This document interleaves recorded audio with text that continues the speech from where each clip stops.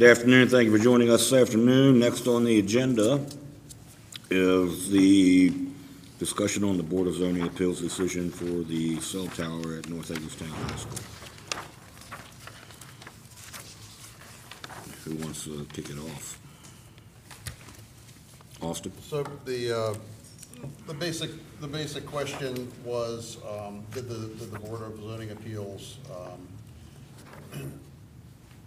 get waylaid in the discussion of a cell tower and fail to address the key issue at hand, which was what was the intent of the sign height ordinance, and was that sign height ordinance variance justified in the decision?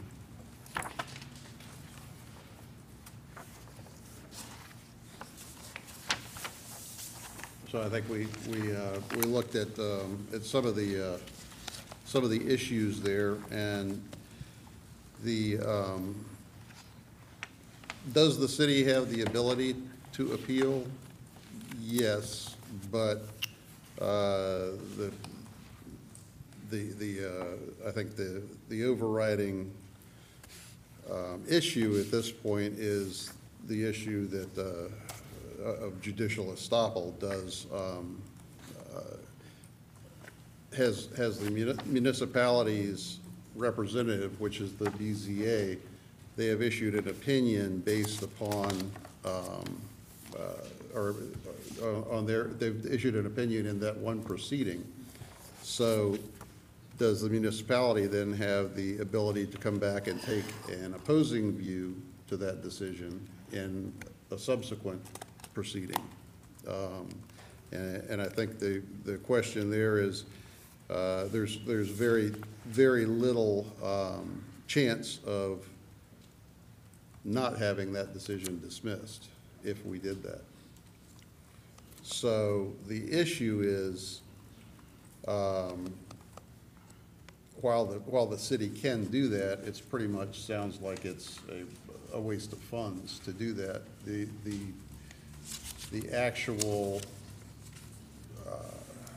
best course of action for people who want to take that action or file in the circuit court an appeal is to do that as a citizens body.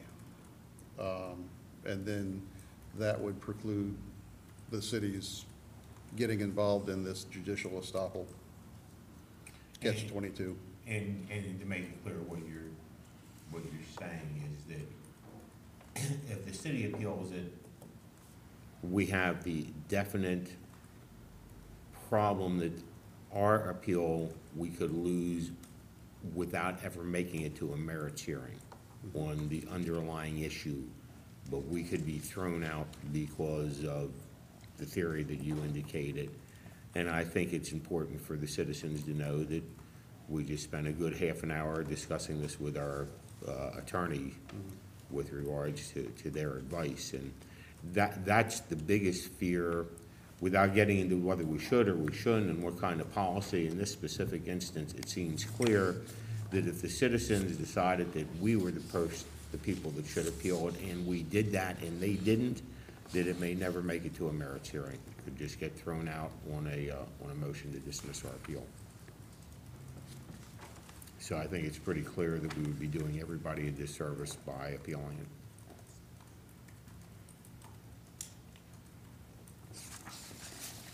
Pretty sure the general consensus was that citizens who wish to appeal this decision by the BZA definitely have every right to and stand a better chance than the city of Hagerstown if they try. So, and that was consensus of our attorney and the consensus reached at this table. Is that right? That's right. Okay. Anything further to discuss on the BZA appeals decision? Yeah, I mean, I think that the one thing that was missed on that is it's clear, and I think I've said this from the outset, that this entity clearly, in my opinion, used a section of the code for a sign and applied it to a tower. and it's clear that these towers are going to continue to proliferate in the urban areas. And I still believe they should have went to a text amendment process to accomplish that. And absent that, we at this table have to go through the process to create a code that appropriately applies to these additional requests that are gonna be made. And I think we've all agreed to that, 'Cause I because mean, staff has indicated to us. 21 that- schools. Right. In the city, I think that's the number. And staff has indicated they're bringing us That's- those type of things this summer. And it should be clear that, you know, even if we did that now, we can't retroactively apply it. At least going forward. Even if this case were to be heard and they come back, we couldn't retroactively Right. apply it. But But But the other thing that I think we're facing right now is if they want to build a lattice tower, We're gonna stop them. we have no ability to Right. do anything. they can do it of some height somewhere. So folks, at the end of the day, in the city at large, are gonna have to sort of accept, you know, what those heights are gonna be, that we ferret out in sort of these code changes. Because the answer isn't going to be, there's going to be no more towers. The answer is gonna be really, how many do you wanna see around the city, and how high is acceptable to the community? Because that technological demand is happening. It's coming, and, you know, we're not gonna be insulated from it any more than any other urban area is. My point, just to reiterate, my point was that I think in the deliberation of the Board of Zoning Appeals meeting, the whole issue of the intent of the sign ordinance was muddied by the discussion of a cell tower and whether a cell tower is needed or is not needed. And those two discussions really should have been separate. We were there to talk about a sign ordinance, and I think the justification got very muddy there, and I think that there is a legitimate way to, or a legitimate, in my personal opinion, avenue to possibly appeal that, but under these restrictions that we have with this judicial estoppel caveat, then I don't think that, I think as Lou said, if the council did appeal, that's basically the end of it. It needs to be a citizens group that appeals. And that's the only way it's gonna have any chance. And I will contribute to that. There you go. Anybody else? Okay. We'll move on. Michelle, go ahead and take you. There's a lot of work to do. So that's been a lot of work to do, so thanks. Yeah, this is great. 16. Afternoon. Good afternoon. Jen, no, it's quiet.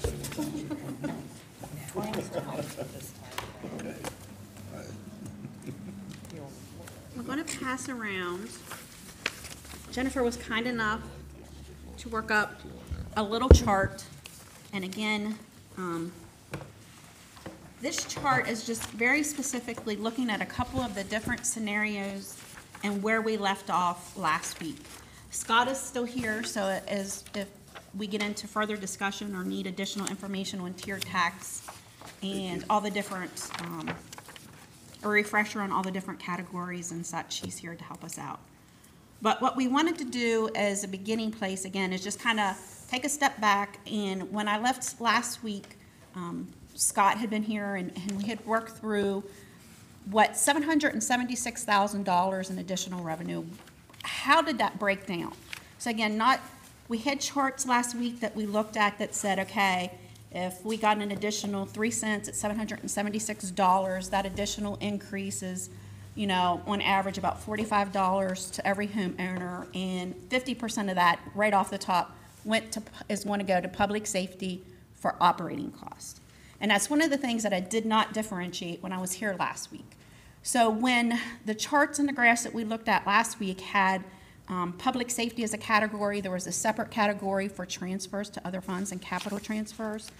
The roughly 49.6% or 50%, just going to round up, would go straight to public safety. But again, that's for operational cost only and does not include the actual dollars that we do for their capital projects. And if we get a little further tonight, we'll kind of walk through some charts and graphs and get into a little bit more detail on that.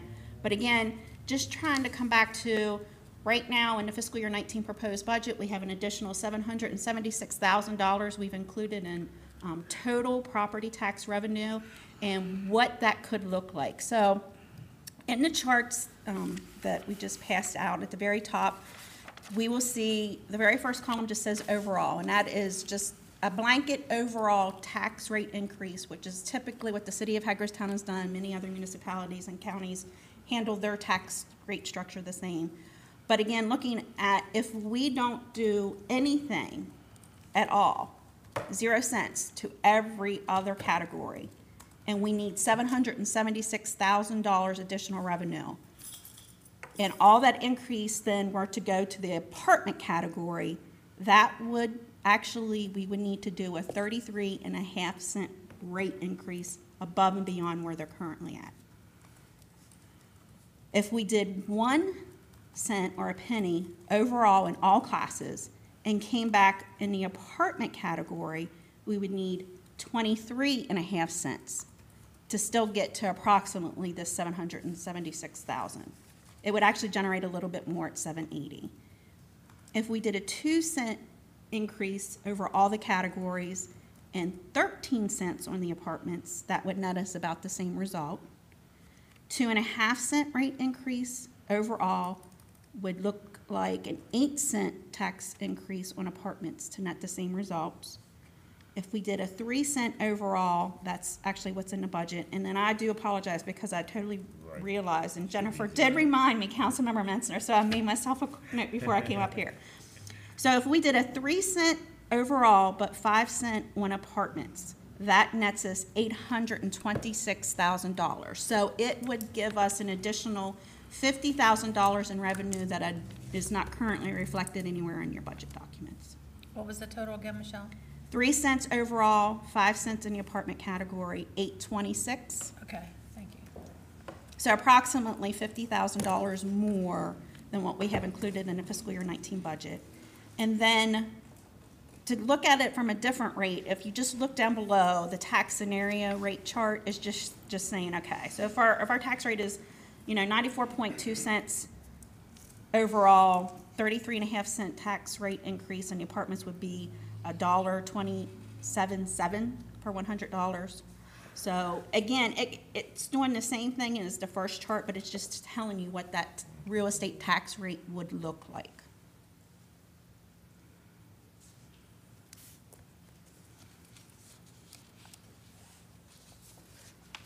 And I know we had conversation, well, maybe we don't do 3 cent tax rate overall. What does it look like? What if we do other scenarios? So I think we're still open to that conversation.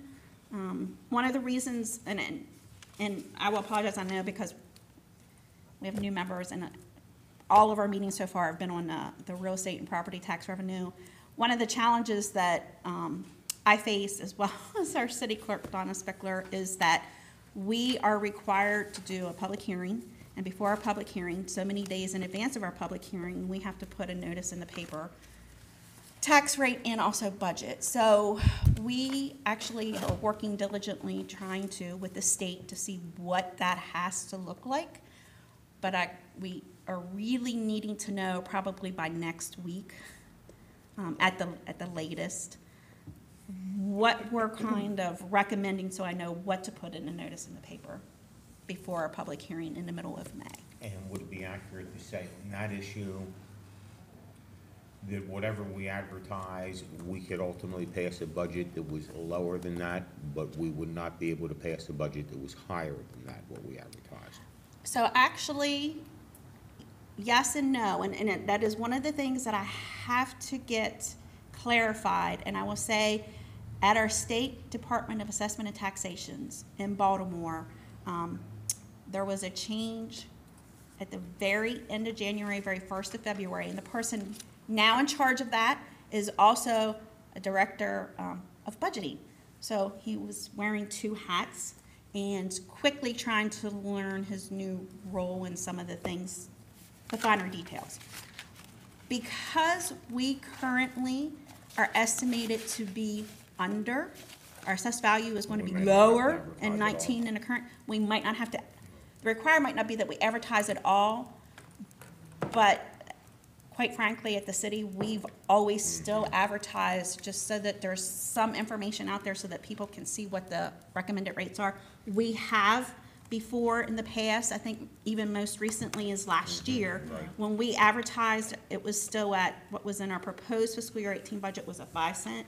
And then ultimately, we came back through the spotting and continued to work in April and the beginning of May to reduce that down to constant yield only. So we are still able to pass the budget and the tax rate different from what we advertised, but it would be nice to have a little bit more specifics when we talk with Mr. Acock again, just to make So- sure we're doing everything we need to.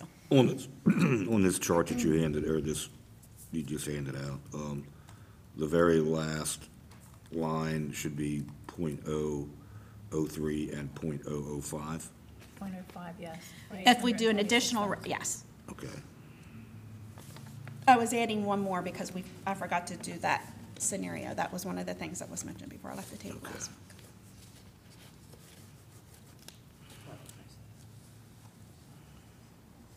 So the last line I wanted to try to give you was just if we did basically just an overall 3 cents across the board, every single category, including apartments, and that's 776, which is what's in here. So citywide apartments with 4 or more units are contributing $50,000 more if we do the .0. If we do 5 cents, right. 3 cents everywhere else and 5 cent there, so that's an additional 2 cent above and beyond everybody else. Gotcha. So the tax rate overall in all the other categories would be 97.2 cents. On apartments, that would be 99.2 cents, which nets the $826,000 additional. 50 grand over what we have in the budget. What do you think the constant yield will be this year? Constant yield right now is 94.2. Yeah. And that was as of the memo that we received in February. And that was the. So that's our revised start- that's our memo. starting Right, point. right.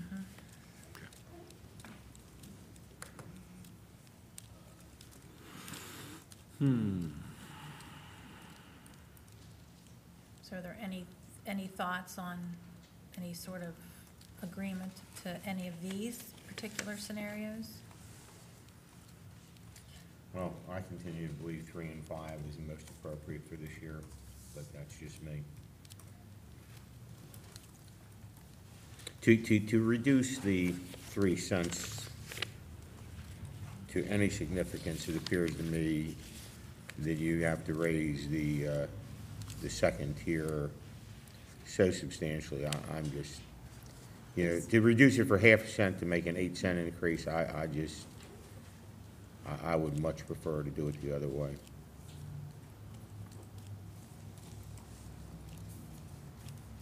And remind me again, apartments are 4 units? 4 or more. Units or more. Okay, just, sorry.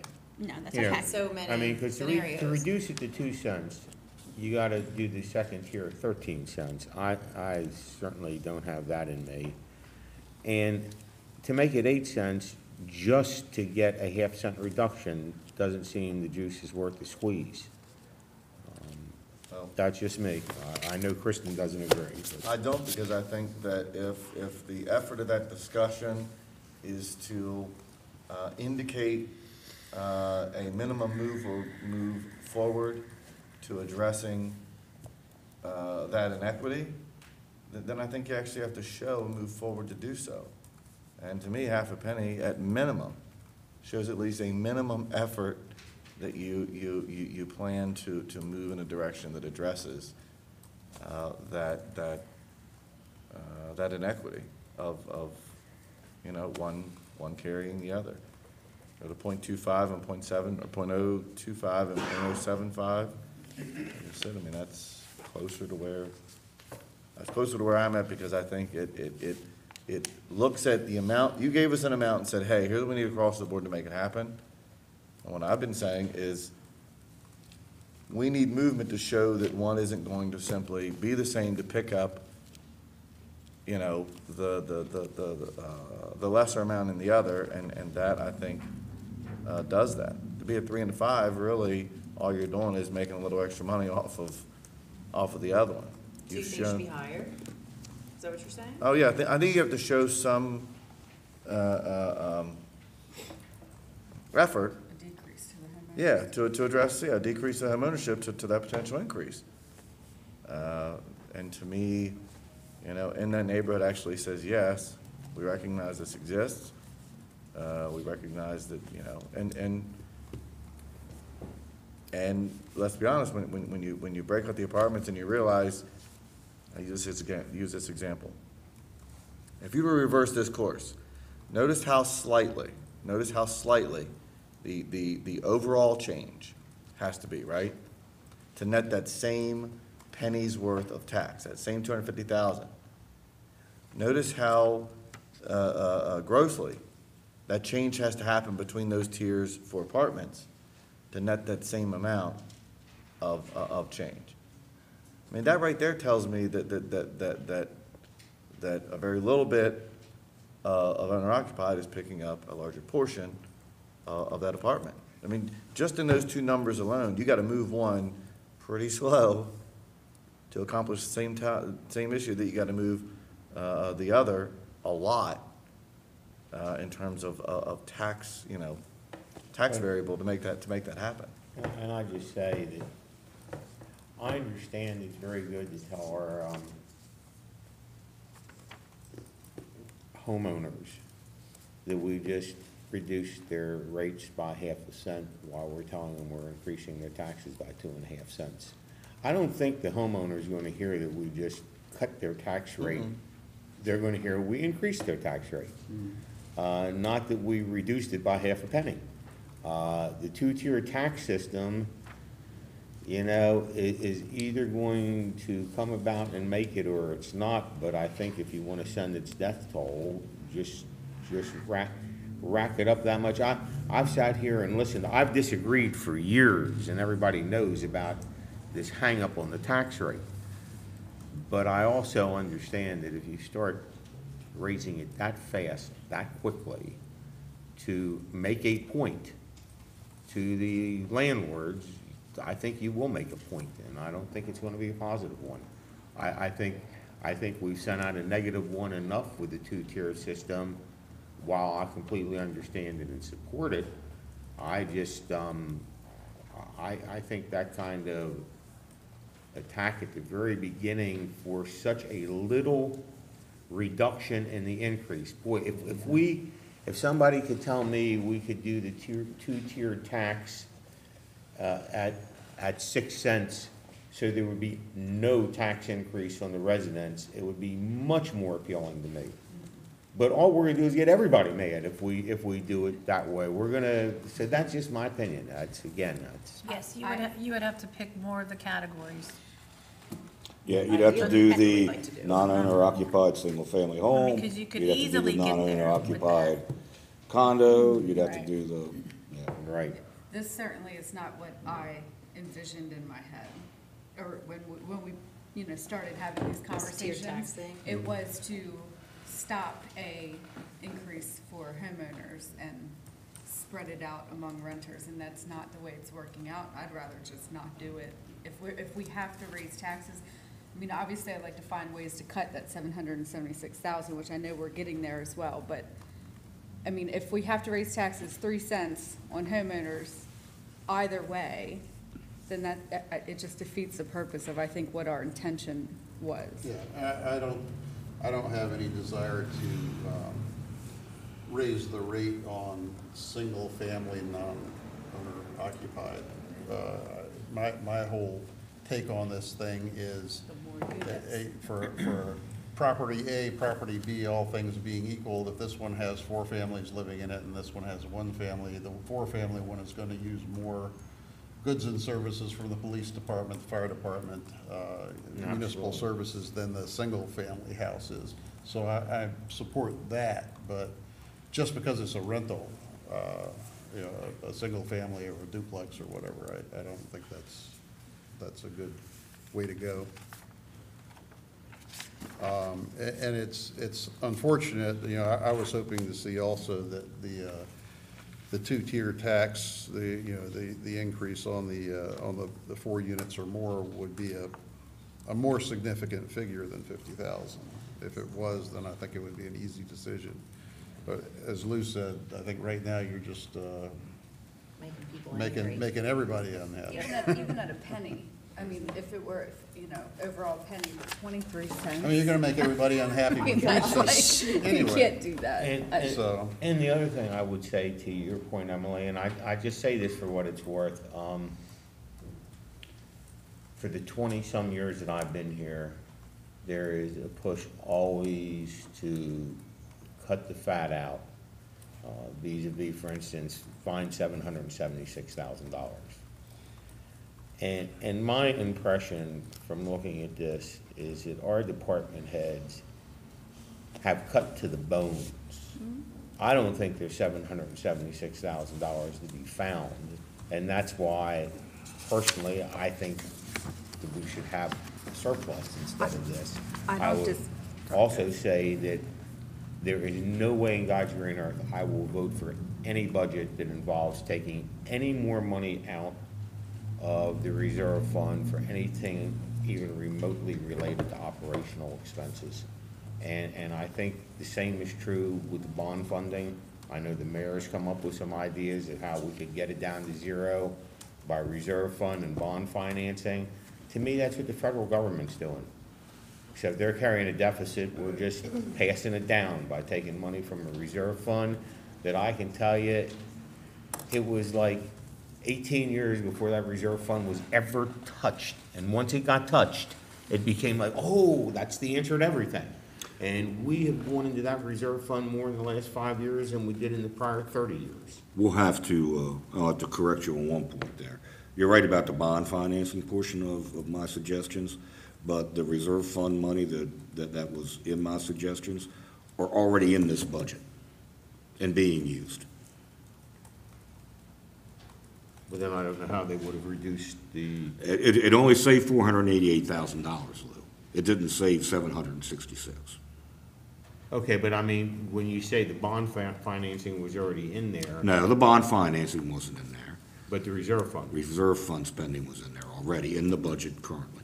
well, you just. I didn't increase it changing any. from I one area used to- exactly from what one they area were to doing. another, you're taking from Exactly. capital to operational, right? Exactly. Right, and that's, Well, no, I was doing bond financing for capital improvements, and where were you transferring the reserve fund from what to what? from some capital, from CIP projects over to other CIP projects, actually. So you were, so the mayor, you were actually in one of the emails looking at existing fund, not general fund balance, which is our typical conversation, but out of our CIP CIP fund balance, right. And so one of the things that we had really looked at this past year was in looking at our CIP fund and looking at any available fund balance that's there. And we have to be careful because some of that, a good portion of the fund balance that exists in the CIP is leftover monies, maybe from bonds From that we bonds, have right, already issued and right. we just haven't finished spending. So Right. we can't move them anywhere else. It actually takes reprogramming and projects to be deemed that we weren't going to finish doing. A small portion of that money would be some remaining highway user funding that we had available, and that was within our pavement preservation program. Again, we have to be very careful because only certain projects would actually be eligible to receive that. So one of the things that the mayor pointed out is that I have it labeled in the book, and it literally says CIP fund balance, and while I know and my staff know, because we have so many detailed spreadsheets and forms that we do, that money was literally staying in that project because it was highway user money. It wasn't identified as a carryover of prior highway user money. So when the mayor looked at it, it caused a little bit of confusion because he's thinking it's just fund balance and it's not restricted. So that was some of the items. But yes. Yeah. I just wanted to clarify that I wasn't No, I increasing appreciate fund, that. I But wasn't the bond, increasing but the bond Reserve- financing, we reserve talked. funds. I appreciate that, because I obviously misunderstood. Well, let me ask you a question. I did originally too. If, basically, if overall was a 2-cent tax increase and apartments were scaled down from 13 to 10, then we would actually have to try to find some kind of savings of $100,000 somewhere. Don't have the, Scott, do you have the He's asleep, spreadsheet? I know. and I don't blame him. I don't even want to say the amount, Yeah. but somewhere in that vicinity, probably no higher than 100,000.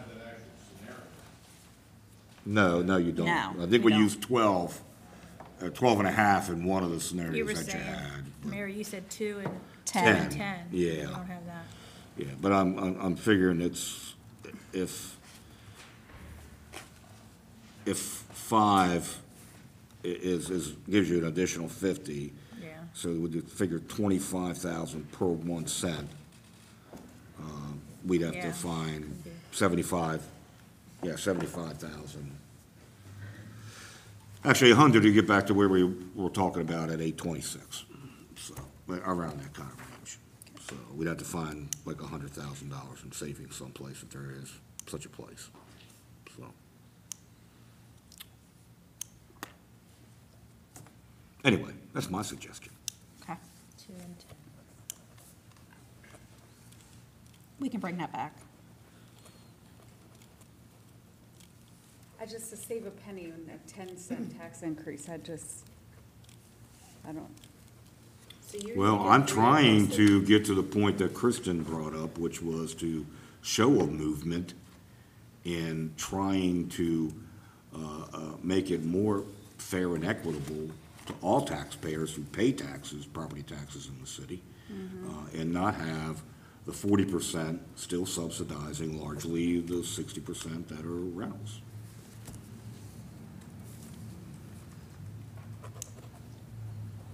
Again, that's my suggestion. Which is close to Go wherever you Councilmember want to with it. Alshire's comment last week, which was the 2.5 cent and the 8 cent. Okay. We can update the chart and resend it back out with that scenario included, and also include the 3 cent and the 5 cent. 2.5 cents and 8 cents, which is 783,000. Yes. So that's a Doesn't little bit more than we give you the currently $43,000 have. cushion that the 3 and 5 would. No, but it still covers. What was it? Uh-huh. It Right, covered, what we right. had included in the Covers budget it. plus a little So bit. it covers it and it, starts the movement, like Kristen is mentioning. It's palatable. It's not double digits.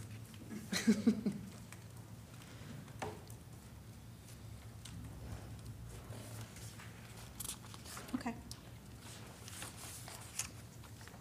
So we can update the chart, we can send it back around.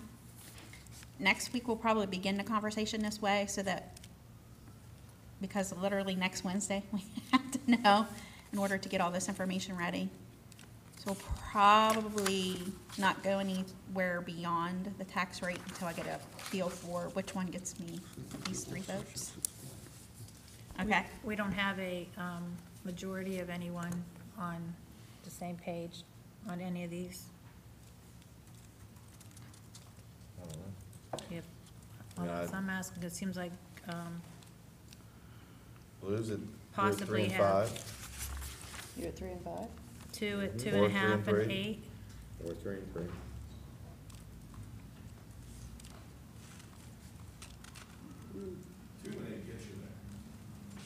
Two and 8? 2 and 8 will get the No. 776. No, 2.5 and 8 gets 2.5. us, 2.5 and 8 gets us 783. at 2 cents, we need 13 cents, Scott. 2.5 is 96.7, Yeah. and 102.2 is the rate.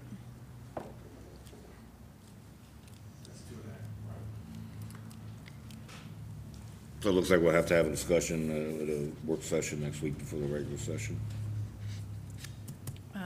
Yeah, So next we can week's make a right. decision for Michelle for Wednesday. I mean, Yeah, and to you be had a fair, I just, column. sure. It shows what the breakdown is. Right now, all you're showing me is the overall and the apartments, the differential, and the total. Break down the revenue the same way? Is that what you're saying? I'd like to see what the, What portion of revenue comes from the 8 cents? Okay, from the apartment category itself. okay. We can do that. It would help me get to that magical 776 figure. Okay. Sure. And then I assume you're gonna bring back any suggestions that anybody has on reductions to accomplish that same effort. Sure. So far, I have none, to be I would perfectly say that honest. we have very little, because we did it for months and months. I know, but I just heard that the mayor sent something around to that effect. And some of Oh. some of those recommendations I were thought you to, meant staff, I'm sorry. No. Okay, all right, sorry. I mean, I guess I'm talking to the folks here to say, okay, I you know, understand. if you have anything to cut, Bring it get back. it to you by, Sure. Yes, absolutely. All right, so one of the other things, just so that we can get started and get a look at, and actually, I think I'm going to take you first, just because it's been some other conversations, and I want to just make sure that everybody is aware and knows that there is a schedule within the book, and I'll share that way, you won't have to take up so much space. But in section 3, so section 3 is all about the general fund, and this section starts with a really nice summarized look at, and it's 2 pages of our revenue and then our expenses by our department and what our net is. After that, all the pages go into each category of the revenue and provides a little bit of detail on what makes up that specific category of revenue. And then after the revenue section, it goes into individual departments, and the information there on the departments includes, you know, goals, program summary, performance indicators, or what they feel is their key statistics. It includes their budget breakdown for their area, as well as staffing charts. And one of the things that I just want to take a minute to point out is in section 3, page 9. This is not a chart that I typically refer to or even really look at when we're sitting here this time of the year, but it's one that I felt was worthy to bring just because there's been a host of other conversations. And so this table and chart on section 3, page 9 is on the revenue, and it's general fund licensing and permit revenue.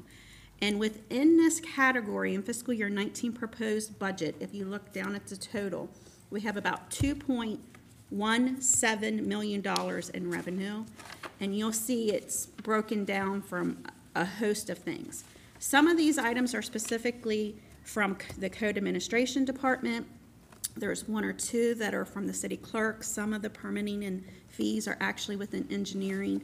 But as you begin conversations of other things that we would like to do and changes that we would like to make, some of them also have a revenue and financial impact. So I thought this might be good just for future reference as you begin to look at different permits and different other things that we would like to maybe waive or not do, or just to kind of know and have a feel for how much it currently generates. One other thing I do want to mention, and not because it's a huge amount, but the very second one down says distilled spirits. And actually, many of us refer to it as monies that we get from liquor license. For the past several years, the city of Hagerstown has received $0. I repeat, $0. So what happens with the liquor license, of course, there's a whole separate entity and a board that collects revenue, and they do not notify us. We were getting between $6,000 and $8,000 annually a year. And again, I know that's not large dollars, but I felt that we were remiss in not bringing this back. So every year, several times a year, we reach out and try to figure out, are we getting any money, are we not? Only to have been notified that, you know, I understand that they do not have to provide us money if they are not making money, but they also don't notify us. We get absolutely nothing. We get no correspondence, we get no, here's where our financial situation is, nothing. So I wanted to bring it back to this body, just again, because it is one of the areas, it's one of the things, and again, we used to get $6,000 to $8,000 a year. Now, it's not large, but it's something that's stopped and it's beyond our control, just so that you know that it's out there.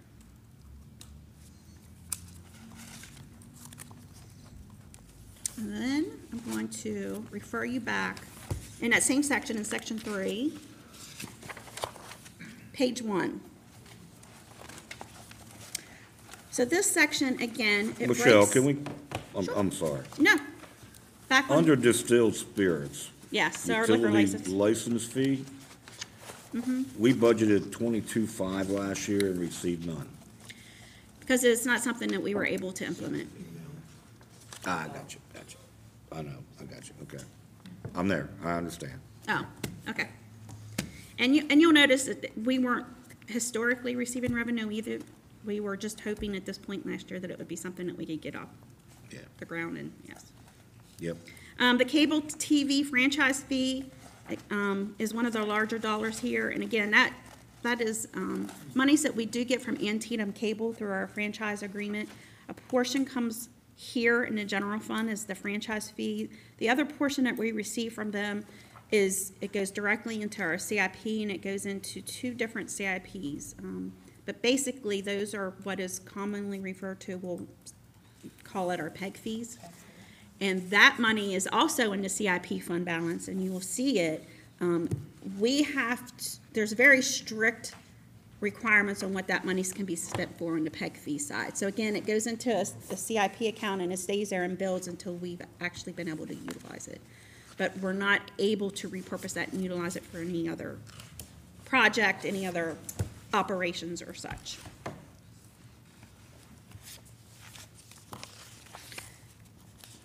Residential, halfway down the page, residential rental licensing, just because I know that that's been a topic, you'll see that fiscal year 19, we have $700,000 included, what we'll be billing out, or what it looks like we will be billing out.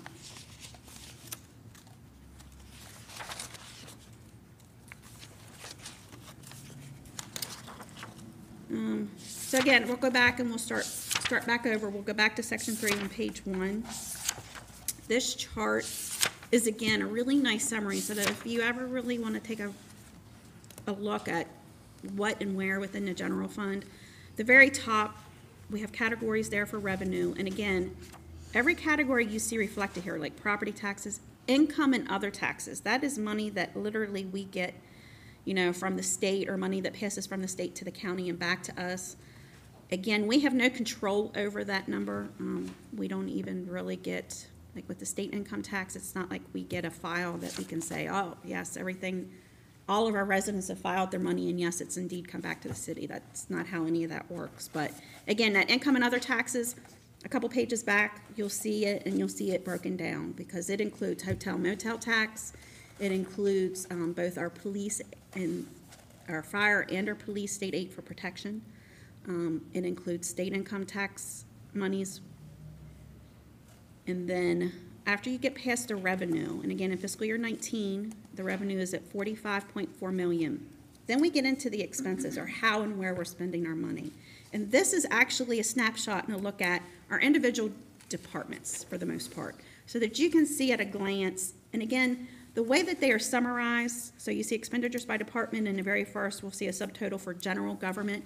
Those categories are literally there because that's the way that they're defined by our GASB, and actually will mirror one of our reports that is in our annual audit. So general government, you'll see the next category is public safety, and public safety there includes not just police and fire, but it also includes code administration and our signal and traffic control departments. Then all the rest of highways and streets, our refuge, which is also our waste collection and disposal. So that's the expense side for it. Basically what we're paying in the external contractor for a multitude of things, and then we also get revenue back from it. Next categories is culture and rec. If you flip the page, you'll see community and economic development. Category called unallocated, and so the first one is retiree benefits in that section, almost to the, approximately 1.5 million.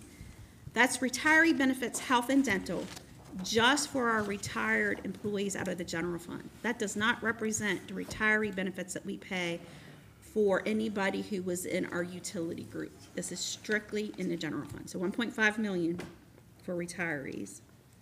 The 405,000, one of the things we'll look at a little bit more detail is our contributions to other agencies. Typically, that's between approximately 195,000 to 205,000, and something that we bring back in October to discuss with this group before we move forward.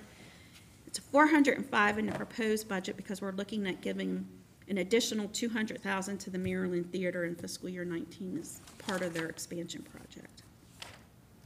Next big category is debt service, so you can see how much we're paying.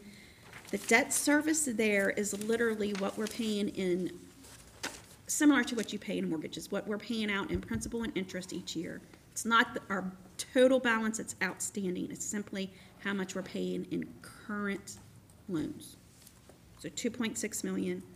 There's an additional chart in details within our book, back in section 7. That will give you a little bit more breakdown on how many different loans we have that makes that up.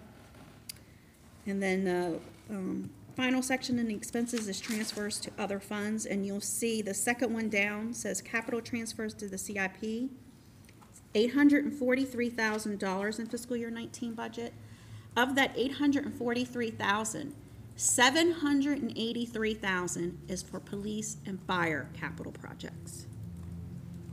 So the remaining portion that's coming from the general fund, it's also, we refer to it as PAYGO.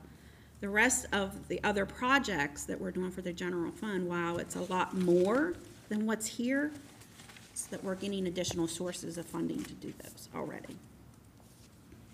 So right now, net in the budget, $358. And then at the very, very bottom, you're gonna see a little bit of information on the general fund balance reserve. And so if everything ends exactly like predicted at June 30 for fiscal year 18, and for all of fiscal year 19 is currently budgeted, we would be looking at about 19% in our fund balance, and our updated policy is 16.7. You go back to the contributions of other agencies. Yes. So we've got an additional 200,000 this year to the Maryland Theater. Is that part of the matching, where we're matching with the county? No. No, that's separate from what we've already committed to give them. That was bond finance, and that was, I think, what you meant when they came just a couple weeks ago. This is when they said that they still had a budget gap, funding that they still needed, and they had, I believe, the last time it was a joint meeting with the county in the county building where the Maryland Theater had came forward and requested additional funding, both from the county and the city, above and beyond what we had already committed. Right, they had asked for $3 million. Somehow, some way between the two. What we were able to come up with is the 200,000 there in fiscal year 19, and then 100,000 in the next 3 fiscal years, for a total of 500,000 out of agency contribution. But when we look at that schedule, keeping in mind in fiscal year 20, 21, 22, in order to give the Maryland Theater 100,000, that's giving them 100,000 of our total 200 that we typically do in agency Right. contributions. So it's cutting other So we're gonna have to agencies. cut what we're giving other agencies to give that money to the Maryland Theater. How much did the county come up with? They haven't disclosed a number yet. Well, they did disclose, I thought, something, but it was contingent upon, It's gonna depend on how much money, the last I heard on how much money they have in savings in the Board of Ed project, and I do not believe that the bid has been opened yet for the revised concept for the Board of Ed. Rodney, correct me? So, I don't believe the county's actually given a dollar figure. they haven't committed. Anything above and beyond the original, $1 million 500 from the county, 500 from the city that we were doing for just the very first portion. But then they needed it above and beyond that. And so above and beyond that, to my knowledge, the county hasn't provided a dollar figure yet. So we're saying within this budget and the 5-year projections, we could do 500,000 over the next 4 years if we're willing to take from other agencies to make that happen. Is there any way we can get any kind of closure from the county? Here's my problem. Or strongly encourage them to. Here's my problem, and I encourage everybody here to embark in a little exercise, which I've been doing. Every time you go to an event at the Maryland Theater or at the Art Museum or anything else, and you're talking to people, just ask them, are you a resident of the city? And 9 times out of 10, they're not. So I've got something here. What we've got here is a situation. Huh? I've heard that before. Well, okay, so here's Hagerstown. Here's our corporate boundaries, right? So where is the development going on? Where are the high-value homes that are getting the property tax benefit? Where is the construction happening? It's all outside the boundary. And somebody used an analogy the other day, it's a donut. You got all the good stuff around here, all the sugary coated money. And what you got in here, this is the donut hole. We're in the donut hole. Our property values, our assessed values are going down. The assessed values in the meat of the donut are going up. So what we're doing is, and I'm all for the theater, I'm all for downtown development, I want all this to happen, but when you stop and you look at it, what we're doing is we're asking the homeowners and the rental property owners and everybody else in the donut hole to foot the bill for, what, an additional $200,000? And we don't know what the county resident, I mean, at this point, let's take an example, Fountainhead. Okay, you got Fountainhead sitting up there, you got some nice homes, you've got a lot of property tax coming off of those homes up there. Those folks are taking advantage of the Maryland Theater. They're, from my house, compared to driving from Fountainhead to get to the Maryland Theater, probably another, what, 3 minutes, 4 minutes to get there? Also in the county, Maryland Theater. Yeah. That's- So, I mean, I'm just saying, we've got some property tax base in the city. We've got some nice residential areas. We've got a lot of very depressed areas. And we're basically hammering the city residents. Every time we do something where we say we're going to match what the county is doing, why are we matching what the county is doing? And why can the county sit there and say, oh, we don't raise taxes? We've never raised taxes. It's been years and years. We don't need to raise taxes. Well, no, you don't need to raise. If you've got constant development, new subdivisions going in, new commercial properties, new shopping centers, all around in the meat of the donut, and you want the guys in the donut hole to pay for this, it doesn't make any sense. Same reason we paid $1 million for a library, probably the only municipality in the state of Maryland, because it gets down to essentially blackmail. Either you guys put up the money or we're not putting up anything and you can't have it. I mean, that's what happens. And it's as frustrating as anything in the world. It's the whole double taxation issue, and you can boil it down simply enough so it doesn't become complicated at all. To what Kristen has pointed out many times, if we just got compensated for our fire service, The bottom line is. just for the fire service, it wouldn't be a problem.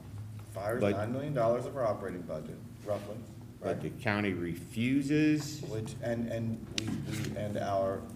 the volunteer stations within the city limits don't get the same amount of money that the volunteer stations outside of the city limits do. Exactly. Because we provide $9 million worth of fire. We're one of only 4 municipalities in the state that provide a municipal paid fire system. Which is Two of fine the if others we of got the which- appropriate reimbursement from the county. Two of the others of which get that included in their tax differential, and one other of which doesn't provide that service outside of the corporate limits. So we get impacted by both. We provide it outside for mutual aid purposes, and we don't get differential. And it really is a fairly simple process. You say, great, county, if you feel the volunteer level system is adequate to provide service within the county, all volunteer systems within the county will provide county level service. Those paid portions, those paid fire portions that the city taxpayer pays for should not leave the corporate limits. Or it should get compensation in some form of differential to do so. I mean, it's a pretty simple equation, because let's face it, you as a taxpayer, wherever your house is, I don't know where, have a fire. But the paid portion of that system that's sitting in that volunteer station happens to be out in Smithsburg. The paid portion happens to be out there.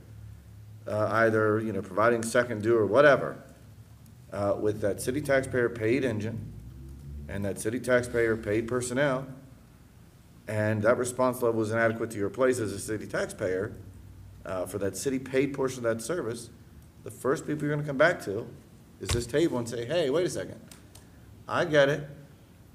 The county portion of that system wasn't adequate to get to my house, but I'm paying 40% of my my property taxes to make sure the paid part of the system got to my house, and it was out in Smithsburg. And I don't see anything correct about that. I'll ask the same question that I asked the last time we had this conversation. How do we have this conversation with people other than the people sitting at this table? Like We've had it. You Paging gotta cut Rob off the service. Oh, we've Like, had how it. do we We've make You had gotta this cut off the happen? service. And I know Yeah. the chief, I know he's not here, but I'm sure he'd tell you that's not something his department would entertain doing. Absolutely not. But I don't know how, But Emily, when you ask I don't about know how that, you do that. you've also, many have asked about the 2x2. Yeah. For 2 years, the 2x2 was about nothing but tax differential. That is Well, I mean- all it was about, and we got It's been a nowhere. I mean, conversation and- since I started. But since what I- kind since of- And let's be I honest, started. the county just recognized Two that it council needs to members hire, or two commissioners. the county just recognized it needs to hire 8 additional, or 8 paid 8 paid. members. Guess where I believe 5 of those 8 members came from? I think one's right. City. And they're talking about, well, there's pay parity, meaning it's gonna be the same pay for fire in the city as it is at the county. But you read an article yesterday in the paper that says, guess what the county's doing? Paying more. Raising pay next year 5%. We ain't keeping up with that. We're not keeping up with it because we don't have all that sugary stuff outside the donut to be able to make that possible.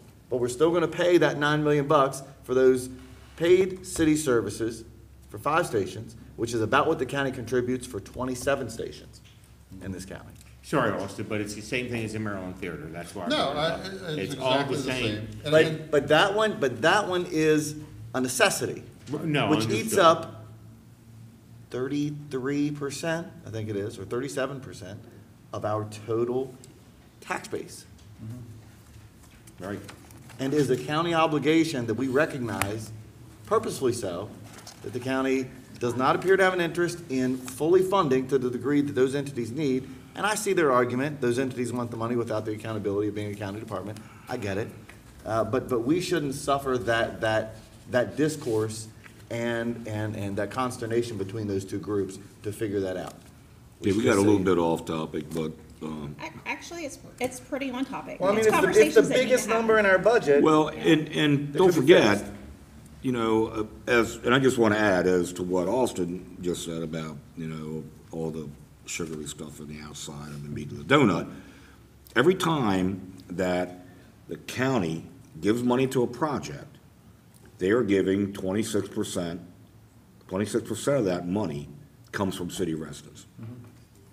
So we already give, every time that they give to something, we give 26%. and then we're asked. And then we're asked to give above and beyond. Yeah, and then where's the So we match? get- Match 2 50%. So, Yep, absolutely, absolutely. so they don't have to raise taxes. Right. When President Baker came to me at the State of the City and he said, you know, we're putting $6 million or $10 million into this downtown project, I was like, no, you're putting 7.4. Because my taxpayers are adding 2.6 for you. By the way, again, I would just remind the commissioner that last time I looked, downtown Hagerstown was part of Washington County. Oh, yeah. And they always want to act like they're giving They're separate. something in the city that isn't part of their county. And, you know, they wouldn't have to give us that money if they didn't take any taxes at all from our residents. So if you look across all the, and this is just one example, and you take all the arts projects that are going on, you take all the, you know, everything that we're trying to do, where we're trying to go after a grant, you know, a state grant or something, and the county's gonna throw in half, and the city's asked to match half. The same thing is happening on every single program that we're dealing with here. right? So instead of us sitting here talking about, like Emily says, you know, what do we need to do to get the Well- right people? I mean, well, here's what- since I was appointed, it's been like, let's set goals and let's meet with the county and let's do 2x2s or two, whatever it is. I have a really hard time sitting here saying we need to raise taxes 3 cents because I need another 200,000 that may turn into 400,000 if the county doesn't, because what are we gonna do? Let the theater stop? Well, no. I mean, And I think that's Yeah, why, it's more I than- mean, Michelle and I struggled with that, but we knew that this body supported the UIP project. And it could have been, I do. you know, easy for us to say, we can't find that, but we, And to be fair, so in fiscal year 19, the reason that I'm not saying 200,000 to the Maryland Theater and then we can't give to anybody else, because again, knowing, I mean, I did say we do about 200,000 annually for contributions to other agencies. In fiscal year 19, I'm actually going on the record recommending something I never typically would, and that is, we had an economic incentive program called Invest Hagerstown. The largest dollar and the biggest grant and incentives was, and within that category was first, third grant. And it was monies that years ago, you know, at that time, the administration set aside $1.5 million in fund balance reserve for those one-time economic incentive program and to get it off and running. We have $250,000 remaining in the first, third grant program. But I'm gonna I just wanna stipulate, the only reason it is remaining is because we also, at this level and at this body, did a request for qualifications and interest for a Class A office building. And within that document that we put out publicly, we stated that there would be $250,000 of first, third grant monies from the city given to whomever was interested in coming forth to do that. And so we had a person, and again, it's not, the project isn't moving right now, but we still have that commitment. So what I'm saying in fiscal year 19 is going to repurpose 200,000 of that to give it to the Maryland Theater, knowing that in the next couple of years, I got to find a way to get that $200,000 put back. Because when and if that project comes to, Or decide not to correct, do- Can we decide not Yeah, to do we that? decide not I to do mean, that, yeah. you can, yes. we're in a fiscal emergency Absolutely. here. And I think that would be the wiser thing. I think we are but so that far- doesn't, because we use that money from fund balance, that wouldn't necessarily help you in reduction of your, Understood. Do me a favor, for my curiosity sometime this week. A&A tax that we A&A? collect, Emissions and amusement? yeah, can you find out what the Maryland Theater's portion of that they're. was? Zero. They're exempt. They're part of the A&E district. This body elected to exempt anybody in the A&E district, the Maryland Theater, the Academy Theater, the Washington County Playhouse. We received $0. So expanding the Maryland Theater is great. Is it going to be great for the city and the citizens? Absolutely. But to say that as a direct impact, I'm going to see something dollar for dollar, I'm not. Well, that's something else I think we could look at. especially because I think. When that- did we do that? Kathy's not here. Is Jill back there? Was that back in the 90s? It's been quite a while. I'd have to fact check this, but. Yeah. I can't remember when we did the I believe A&E it's as a result of the designation from the state that Okay. requires the waiver of the admission and amusement tax. It is probably 15 years ago that we established the A&E district. Yeah. But we would still see monies from the people Probably that are longer coming to the ago than Maryland that. Theater to go to dinner and to go do things before, you know, we would still see benefit from them being there. And if it's a bigger, right? The businesses will. From the business, Correct. well, yeah. but if Businesses they're- will. But if they're on our So tax if I- base, But then. if I'm a restaurant, it doesn't matter if I have 8 people that 10 night or or 100, 100? I'm not paying the city any more dollars for my But assessed with their value doesn't go up. expansion, but with their expansion to make it better and to bring more activities, brings more people, which brings more restaurants, which brings. Hopefully. Yes. Right, well, Right. this is all Indirect. like a hopeful But thing certainly, regardless, you Which is, know? which is why we all I'm want the just project saying. to go forward. If It's Right. just there- direct If there were a dollars. way to get A&A tax from there, it would be very, especially with the new theater, I think it would be a very positive thing because you could use that fund. To put back into right the back Maryland into- Theater, Absolutely. exactly, No, yeah. I figured that's where you were coming from Yeah. there, and I would totally agree, that would be a good funding source. And for if the you look at Maryland Theater. 98% of the people going to the events at the Maryland Theater can coming afford from it. outside the city. Right, they can afford to pay it, and especially with the revamped theater, it will be, it's not that much more money. So I don't think it's an issue if we could do it. Yeah, but Joe, you said that it may be a requirement of the Yeah, state. let's check into A&E that, yeah. Can you check into that? Okay, thank you. But that's the kind of thing, we've got to find ways to whittle away at this 776 number. We've got to. Well, Kristen is. I don't think that they, and I feel like I say this every year, I don't think that we need to find ways to address what I would see as sort of annual,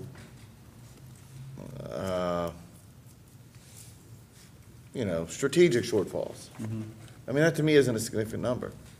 And I think Lou said this a long time ago. I think you need to find a way to address those larger structural issues.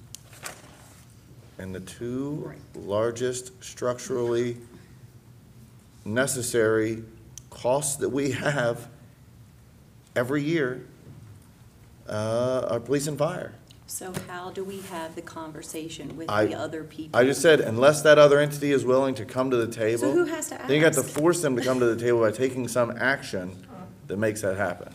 Well, we can't just continually talk about, it. We have to like act, I So if mean, I send Rob Slocum an email tomorrow and say, hey, you need to come talk to mayor council, we'd like to talk about fire, I wouldn't don't- that be like step one? I don't, like, Yeah. how do we We start have that? had I think you're we making a have huge had assumption that conversations. they're gonna come to the table with some acquiescing, nature about that subject. Well, I'm I not think saying that- like proof it's not. I have asked about tax differential with leaders in the county since I've been here for 3 years. Yeah. No, number It's one, not let's- something that has not been talked about or asked or needed. To me, it's pretty And let's keep in simple. mind, right now, the county is in the same situation we are with regards to where their budget process is, okay? And this set of county commissioners is facing an election in November, all right? So when you talk about who do you talk to, the answer is right now, nobody. Because this set of county commissioners, no way in God's green earth between now and passing a budget is gonna sit down and make major changes for tax differential with the city, which means raising the county tax rate. And with an election coming up, there's no sense in talking to them about it, because who knows who's gonna be elected officials after November, so when would you suggest would be the right time? right after the new elected body. And let me also say this about that. Yeah. When it comes to why haven't you all been making demands up till now? We are right now in the process, and again, anybody that says I'm wrong, please tell me. We are in the process of the largest multi-governmental urban improvement project in the history of the city. And a key player in that is the county. And that's been going on now for about 3 years, maybe, 4 years. It's been going on for a while. So when things get down to threaten, while you're begging the county to join in with the largest intergovernmental improvement project in history, you gotta be real careful. When we weren't real careful, we sued them. Okay, we were in litigation with the county commissioners. I mean, it wasn't that we just tried to be nice to them. Did we sue them or did they sue us? They sued us. They sued us, okay, because we were in a, that was over the annexation. I mean, they didn't want us to have the right to annex. So we tried to play hardball with them. We tried to play softball with them. But the bottom line is, we've tried to look at legal ways because the law doesn't say that they gotta do it. They don't gotta give us any tax differential. So what you do is you go to people whose greatest pride is not raising taxes, as we watched 350 people from the health department get thrown out from their mental health treatment while we all agree we're in a huge opioid epidemic. And we have no power over them at all except the bully pulpit. So it's all well and good to say, well, why don't we do something about it? This council's been trying to do something about it. Mayor Sager and Ron Bowers used to get literally in shouting matches at joint meetings about things like tax differential. And Mayor Sager goes back to the mid-1980s. I mean, that's how long we've been discussing it. And again, litigation has ensued over it. What you need to pray for is a huge change in the elected officials at the county level who believe in something other than being able to say we haven't raised taxes in 15 years. And we have some of the lowest services in the state, because that's what their aim is. And it's not like it hasn't been tried. And when you talk about the 2x2, Kristen and I were in the 2x2 for 2 years. Which we got them to agree for the $12 million expense for Edgewood, that the city's portion would be about $1.65 million, taking into account that 26% of the county money toward that was already city money. Well, my suggestion is, when you want to talk about this, even if it's after the election, is that you go to the forums when they have them, and you ask the candidates, which is what I've been doing. I mean, the bottom line is simple. Listen, I don't understand, every time that we discuss expenses in the city and what we're spending money on and having to raise taxes, you know, there's 1,000 posts on Facebook about it, all right? I ask the same question every time.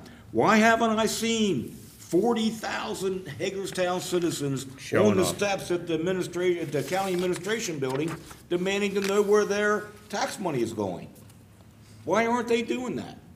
You got it, Mayor. No one ever says, well, the county shouldn't spend money on that. No one. But we still give them money every year. Okay, we're 26% of their tax base that they're spending. They're spending our money. Where's it going? What are you spending it on? Tell me that. Satisfy my need to know that part.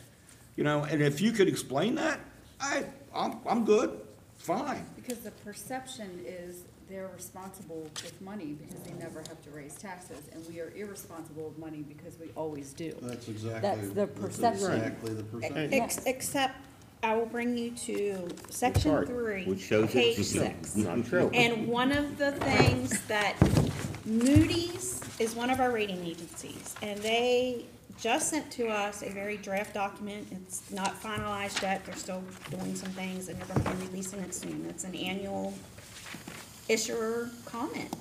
And they literally took our financial and audited information that's available on our website, and they took it and they updated all their figures. And in a multitude of things, one of which was debt, they rated us as unfavorable.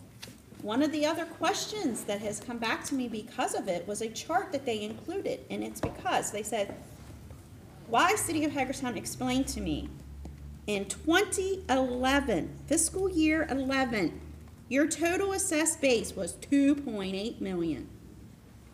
And it hasn't got It hasn't leveled, it hasn't gone near that. And we're hoping in fiscal year 18, we're gonna end at 2.6. When you do this same chart and you have Washington County, that number doesn't drop from 2.8 to 2.6, it increases Right. every year. Right. So that very first number in variable is increasing.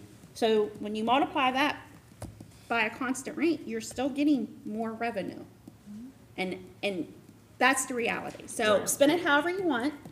Are they raising the actual tax rate per $100? No. they're Are they raising money, receiving though. more in property tax revenue every year? Absolutely. Yes. Which Not we're only, not. not only Correct. is it, that's what my point, the assessable base is Correct. going, if no building happened, but you look at the construction just outside the city line, go across Northern, you know, what's going on up there? And so my fellow elected officials, that's what happens, is this is one where you can talk about perception, and you actually know by looking at the facts, the perception is not accurate.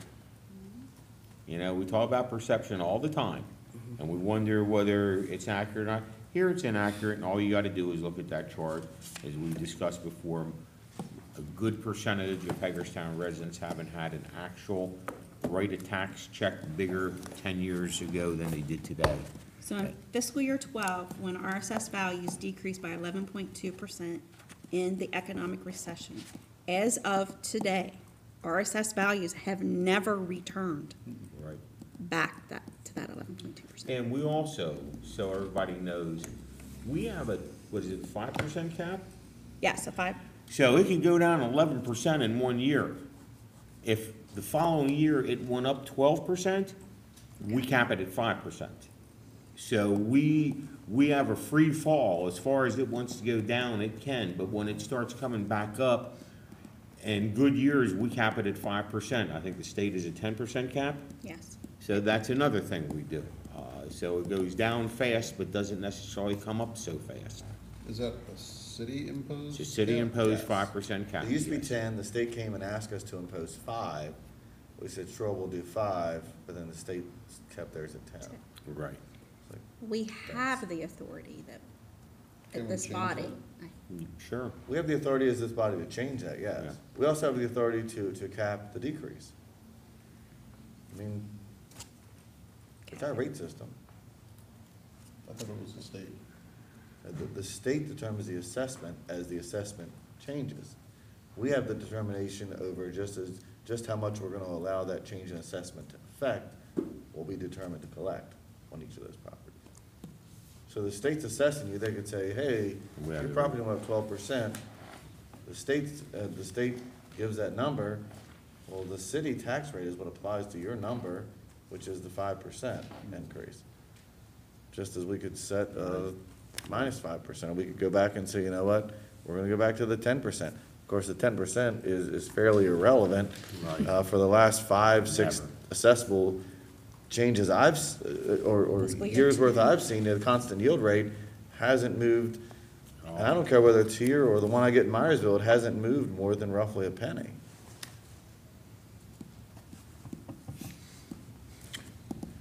I think the Good state's, conversation going, Michelle. Anything else you want to add for this evening? No, we'll come back, we'll add that to the chart. good.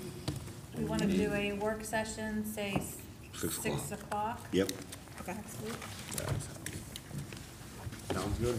Thank you very much. brain down. Thank you. That's all I'm saying. Bring donuts if you're gonna talk. All right, preliminary agenda review. Let's blow through this. Yes. All right, next week, our session will start at 7 PM with a work session now at 6 PM. Meeting schedule, well, Councilmember Metzner will give the invocation.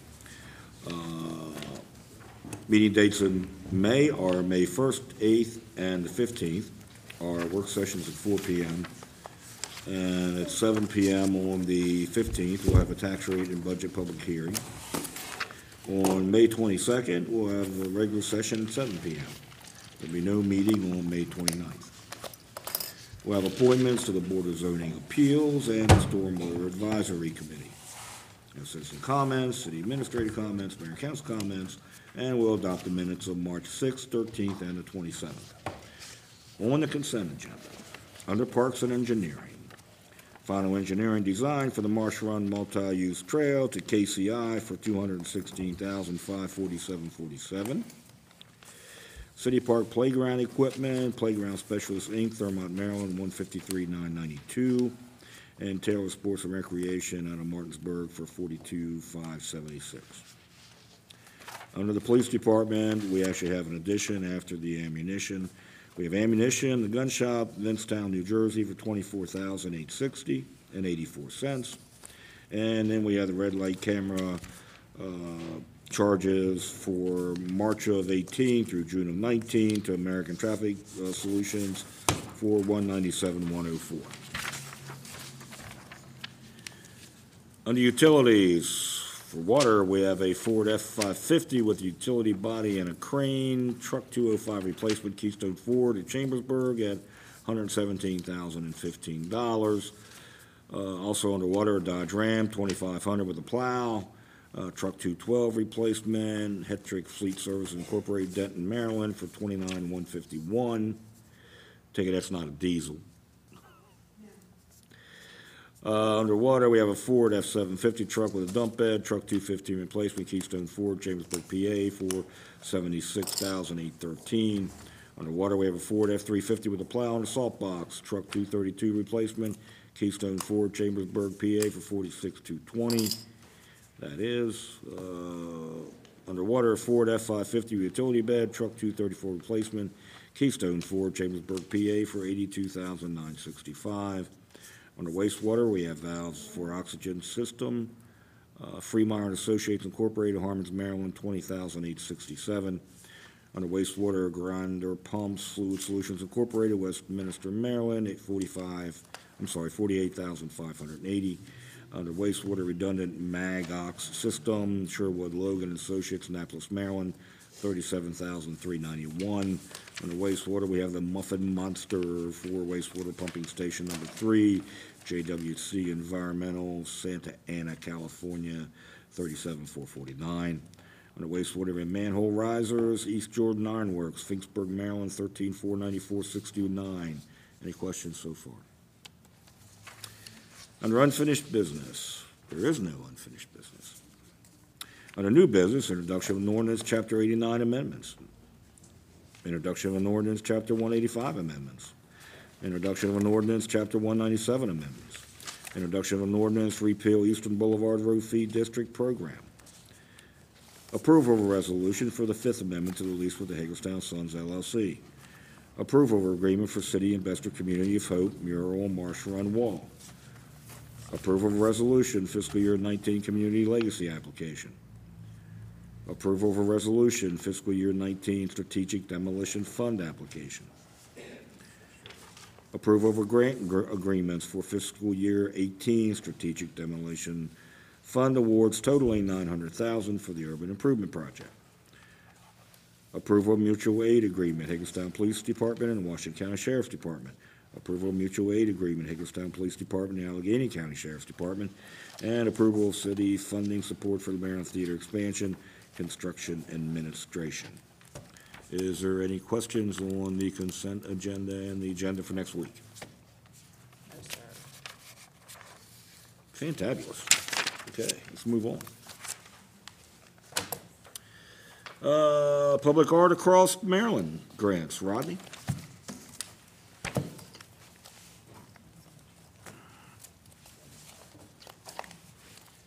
Afternoon. Hello? With me is Mary Ann Burke. Yes, it is. I'm fine, nice to see you all. Over the last several months, we've been kind of gearing up to make a grant application, and this is kind of the culmination of that. It's actually 2 grants, and I'll talk briefly about each of them in a moment. The grants through the Maryland State Arts Council require you to submit a concept of what the art's going to be. So Mary Ann and her shop have put out a call for artists on 2 different grants, and the Artist Selection Committee, which is Mary Ann, Rebecca Massey Lane is here, Amanda was part of the one, and Leslie Wally is also here, or all part of that committee, made recommendations as to which artists we should select. So I'd like to review those quickly with you, those two different grants, and what we're asking here is that you would allow us to submit for the grants, but also that the city has a portion of match that we have to come up with, and I'll talk about that also in a little bit. So the first grant is the one that is given to the state arts councils, and what the proposal would be add additional sculpture along the cultural trail, and the selected artist is Kristen Benefiel from Keedysville.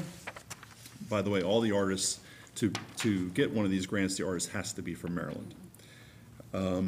So the art that he's proposing is a sculpture, an interactive sculpture that looks like air current or flowing movement, and it would be in the sculpture garden down where the Fantastic Garden is, south of the large mural. And he has a rendering in there of what that could possibly look like. That grant is, these grants are both small. This is a $5,000 grant, and our match would be $5,000 as well.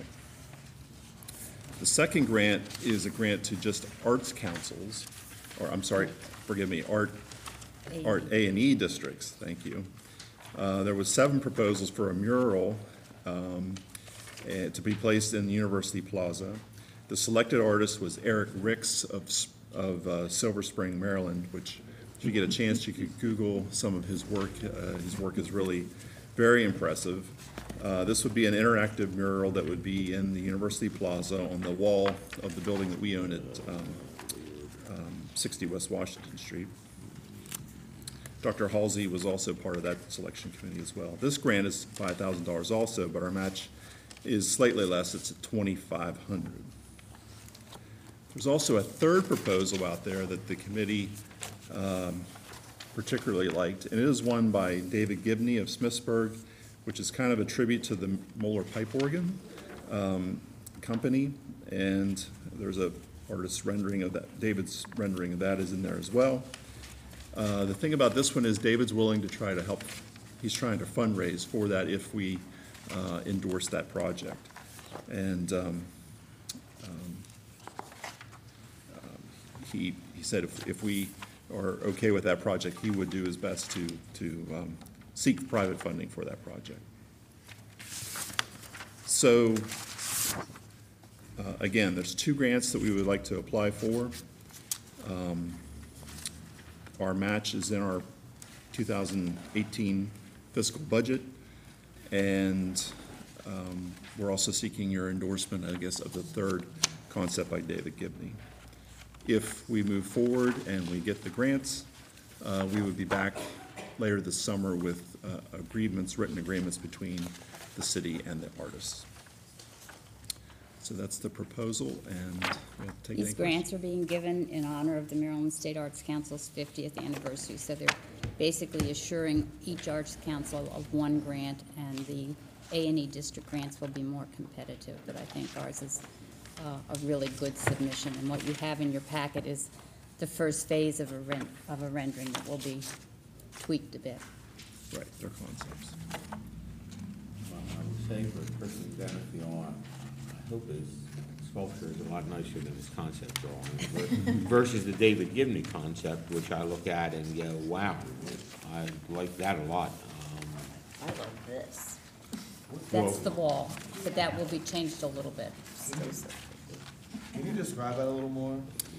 Maybe describe how this picture fits into what's being proposed? Right, so in his sketch on the upper part of that page, Right. there's basically 2 pieces that are kind of a wave, that are these intertwined pieces of metal. And some of his art, he uses chairs and things like that to show like movement. He said he could, or he may not, add whatever we decide to give him direction on, add something like that that would be of Hagerstown significance. Which is kind of what you had said about the cultural trail, where you had, I think it was you that had mentioned about doing something signifying Hagerstown, and which usually furniture is The lower picture is another project that he has done. That is, this will be similar. That doesn't to make the sense weave. to you? Yeah, it makes sense. And you suggested he talk I'm to. just not sure what, well, This is an interactive piece, if I can add, that children can climb over, go under, sit on the chairs, walk on it. It's not gonna be very high, so it should be safe, and you're going to be putting what on the bottom, under the rubberized? Wood carpet like we use in our playgrounds. Made out of metal? It's made out of metal, yeah. Okay. Kids, I do metal. too. We always have the opportunity, if Mr. Gibney is not successful in raising it, to go back to the state. Each year, they put out grants for arts councils to apply for public art, but they only give 3 or 4 each year. Now, the last 3 times this community has applied, we have been successful. So we could possibly go for a grant in 2019, I guess. I just guess my guess is we all like, we'd rather go for a grant for the Gibney contest. I guess I'm just curious, like, What?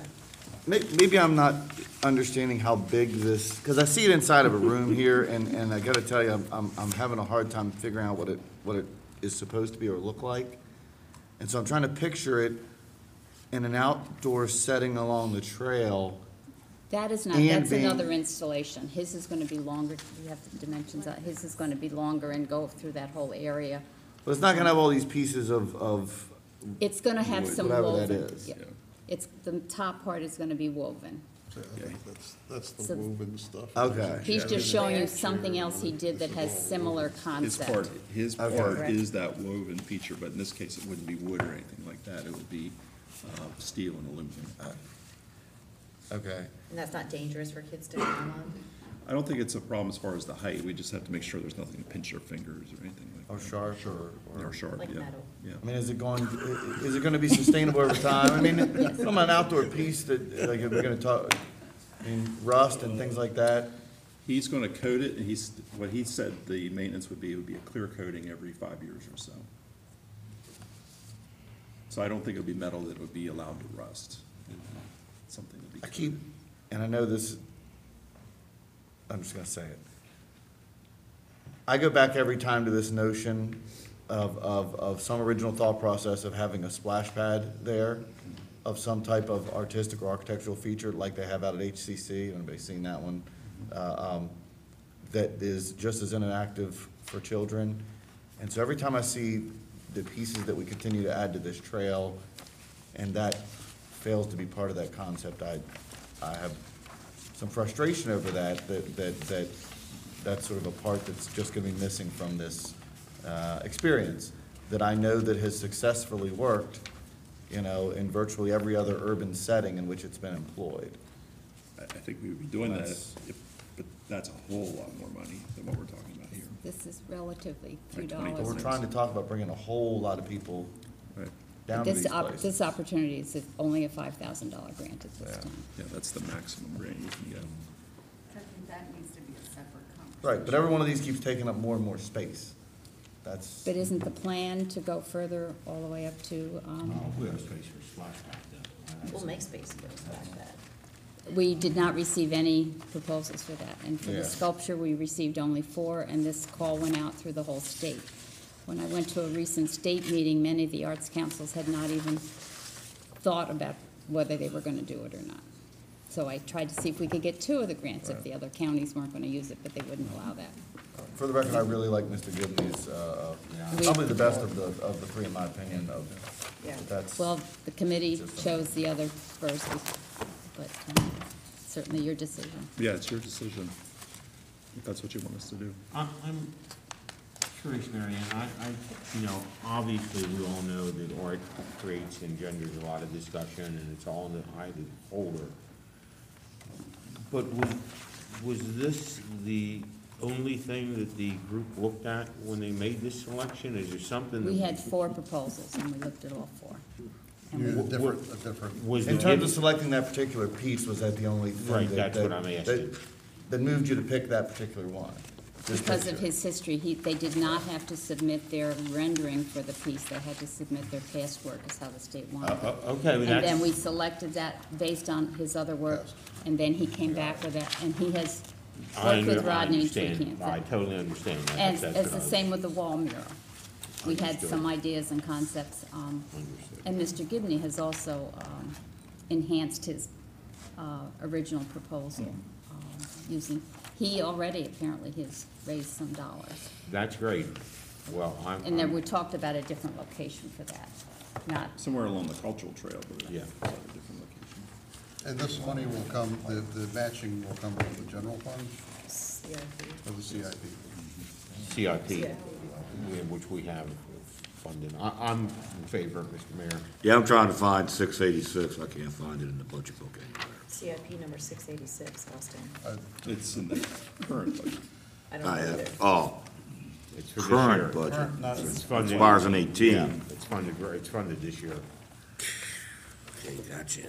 I'm fine, and please, tell Mr. Gibney, we would love to see that. I think it's a great idea, and we'll work in, and it really works. And this could be converted to a water feature. I actually like that. That would That's have- not a bad idea. there is Yeah. a small water feature already on the trail. Small. An organ, perhaps? No, and they, Oh. another installation that the city did. But it's certainly a church wall. I'll just want to go on the record, okay? I'm all in favor of art and adding to the trail, everything else. I'm just envisioning the emails right now when we say we're raising property taxes 3 cents and I'm going back to the pod, Yeah. okay? And the answer. Those were great emails. Yeah, And the answer is, if I had to do it over again, I would not hesitate for 2 seconds to bring the pot in. And you are right, Austin, because whatever we spend money on, if it's something that folks think that it's a waste of, then we should have spent it on the homeless, we should have spent it on opioid addiction, we should spend it on this.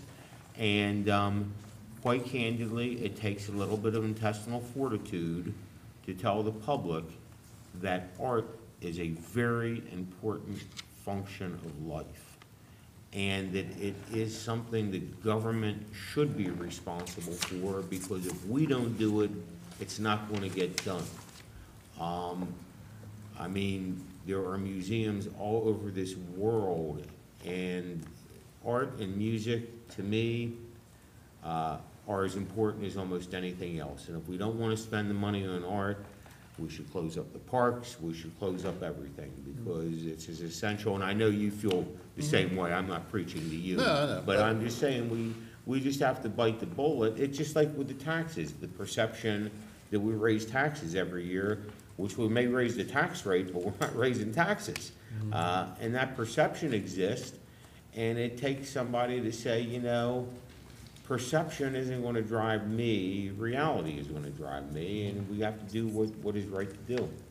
Otherwise, we get stuck in this conundrum of always just trying to appease the vocal complainers who essentially are on social media.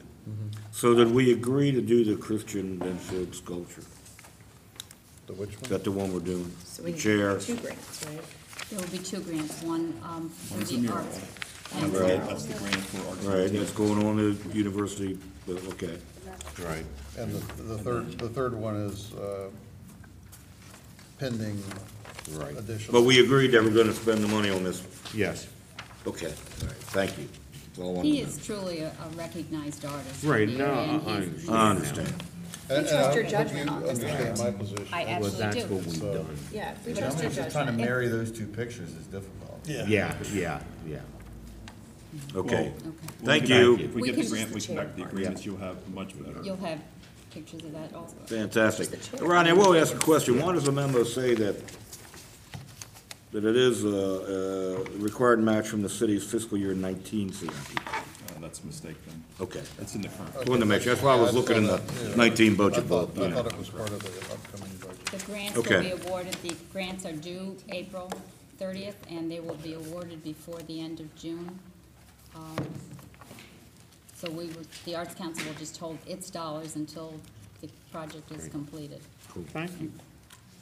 So it's been Pleasure. very few submissions this time, unfortunately. When we did the Faces of Hagerstown, we had 399 submissions, so, but we're staying on the state's radar with applying for I these think grants. the Eric Richmond's gonna look awesome on that. Oh, I can't, that's, I Yeah. wanna cut this out All and just murals frame it in would my be beautiful, house. yeah. Well, All right, let us thank you, wait- Mary Ann. wait until Thank we you, get the Rodney. final one, because there are some changes. adjustments being, Okay, I'll tell you that in a minute. okay. Thank you all very much. Thank you. Dwelling unit density reduction concept. No, you've got 1, 2, 3. Good afternoon. At the request of members of the city council, we're here to talk about just a very high-level conceptual thought of maybe looking at a dwelling unit density reduction incentive program. Yeah, it's very high level. We've, at staff level, we discussed this a few years back in previous budget years, looking at the city of Hagerstown and many larger homes in Hagerstown, and even some homes that maybe you wouldn't consider abnormally large. You have properties that were converted over time from single-family to multifamily dwelling units. Just one example I can pull off the top of my head, we had worked with a investment owner about 4 or 5 years ago with one of our residential incentive programs. It was a duplex on South Burhands Boulevard, and it was your standard, I'd say, duplex with roughly 1,500 square feet per side. At some point in time, maybe in the 70s or 80s, it was converted to about 6 units on the property. So you had a basement unit, you had 2 residential apartments on each first floor, 2 more residential apartments on each second floor, a third floor unit, which was number 5, and there was actually like a small carriage house with the 6th unit in the rear of the property. So obviously, that seemed to be a very overcrowded, non-conforming use situation, where when it was occupied as recent as 10 years ago, it was considered a non-conforming use per our zoning requirements, so it was allowed to continue. But I think, once again, that's an extreme example, but that was maybe the gist of why we had started to look at maybe potentially offering some type of unit reduction incentive program.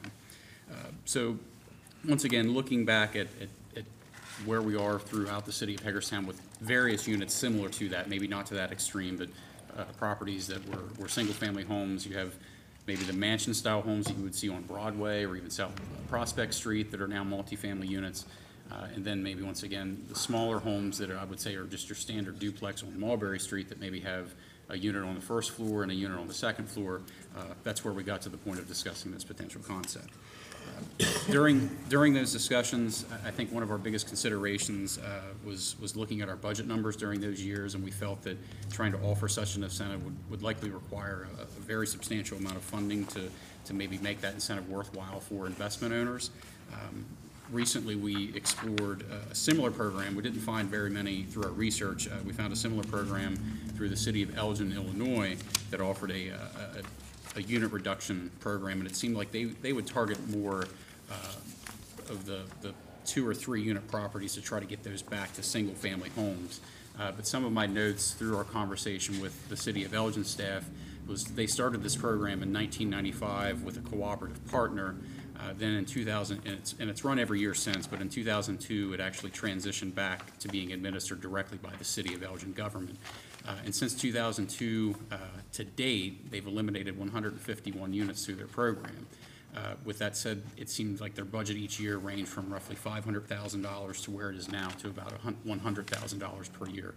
They have a very unique funding source for that incentive program. There must be a riverboat casino for the city of Elgin where they get a small percentage of the revenues from that riverboat casino. So they had a sustainable funding source for many years that continues to fund this program in that community.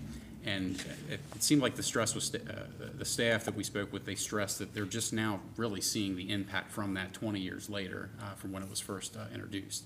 So once again, going back to looking at that program locally, we haven't really moved anything forward at this time because, once again, budget considerations were a key component of that. And Joe maybe can talk a little bit about our economic redevelopment budget and where we stand on maybe a potential incentive program. And I think the Elgin example is great concept, and you can tell reading through their documents that it's thorough and a mature program because they have refined it. It appears throughout the years. The Economic Redevelopment Fund funds our partners in economic progress, and I would say that that is a commercial incentive that has had success because it has had sustained funding over multiple years. I think if we were to do this, we would need to identify a funding source, not just for an initial year, but for a minimum of a 5 to 10 year period, so that we avoid creating any pent-up demand for a project, but then not have the funding source to sustain it. I think the funding that went into the first third grant program was likely or similarly terrific as a concept, but the inability to continue to sustain developers' expectations for the first third grant program was a challenge associated with not having a sustained funding source for that program. I think to do it, we need to do it well and to do it with robust funding. We would also definitely need to work closely with planning staff on if we would ever get to a point of trying to refine an incentive for such a program, just because we would want to be cautious to try to mainly target those non-conforming uses, because you could potentially have certain, say, properties that come to mind are on South Prospect or even Broadway, where they are now multi-unit buildings where they were likely a large single-family home, but the current zoning requirements would actually allow the number of units in some of those homes. So once again, it would definitely be a team effort working with planning and zoning, and I think it would, I think based upon other conversations we've had with, once again, Elgin, the city of Elgin staff and our planning staff, being very strategic and maybe concentrated, offering such an incentive where maybe you have 2 or 3 properties a year scattered all about the city, maybe utilizing that incentive, how much impact does that really have? Whereas maybe looking at targeting a block or 2 of a certain district and maybe having 3 or 4 properties in that block use the incentive would likely be more impactful from our point of view. Right, and if you look at the Elgin example, it also eliminates code violations as a part of their example in here. So it is the unit reduction, but it also eliminates code violations at the same time through an inspection process. This also made me think that if, as we had past attempts to enhance our commercial incentives through the CRIZ legislation, if we were successful in finding either CRIZ or another source for new money coming in to help with the commercial development, whether we could redirect some of the economic redevelopment funding to this type of initiative. But I would certainly be careful of losing momentum on the existing Partners in Economic Progress. I see continued demand for that program, and it's currently funded at about $131,000 in both the 18 and the proposed 19 budget. And there have been years where the funding for the PEP program, we have ended up at a point where we've had to wait list clients until the next cycle of funding with the next fiscal year. So it's something that I think we have to kind of watch to make sure we keep the minimum level of funding to keep that program going as well. So just a quick question, the funds to do this, these are not low-interest loans, these are actually a grant. Correct. For the city of Elgin, yes. In their yes, scenario. I think the reasoning behind their particular incentive is looking at their local market, maybe talking to the investment owners in that area. It provides enough of an incentive for the rental property owner or investment owner to fund the cost of that conversion, the rehabilitation, the hard costs, and also make up for that loss of potential rental income from the multi-units. Yeah, but that's what I was trying to wrap my head around.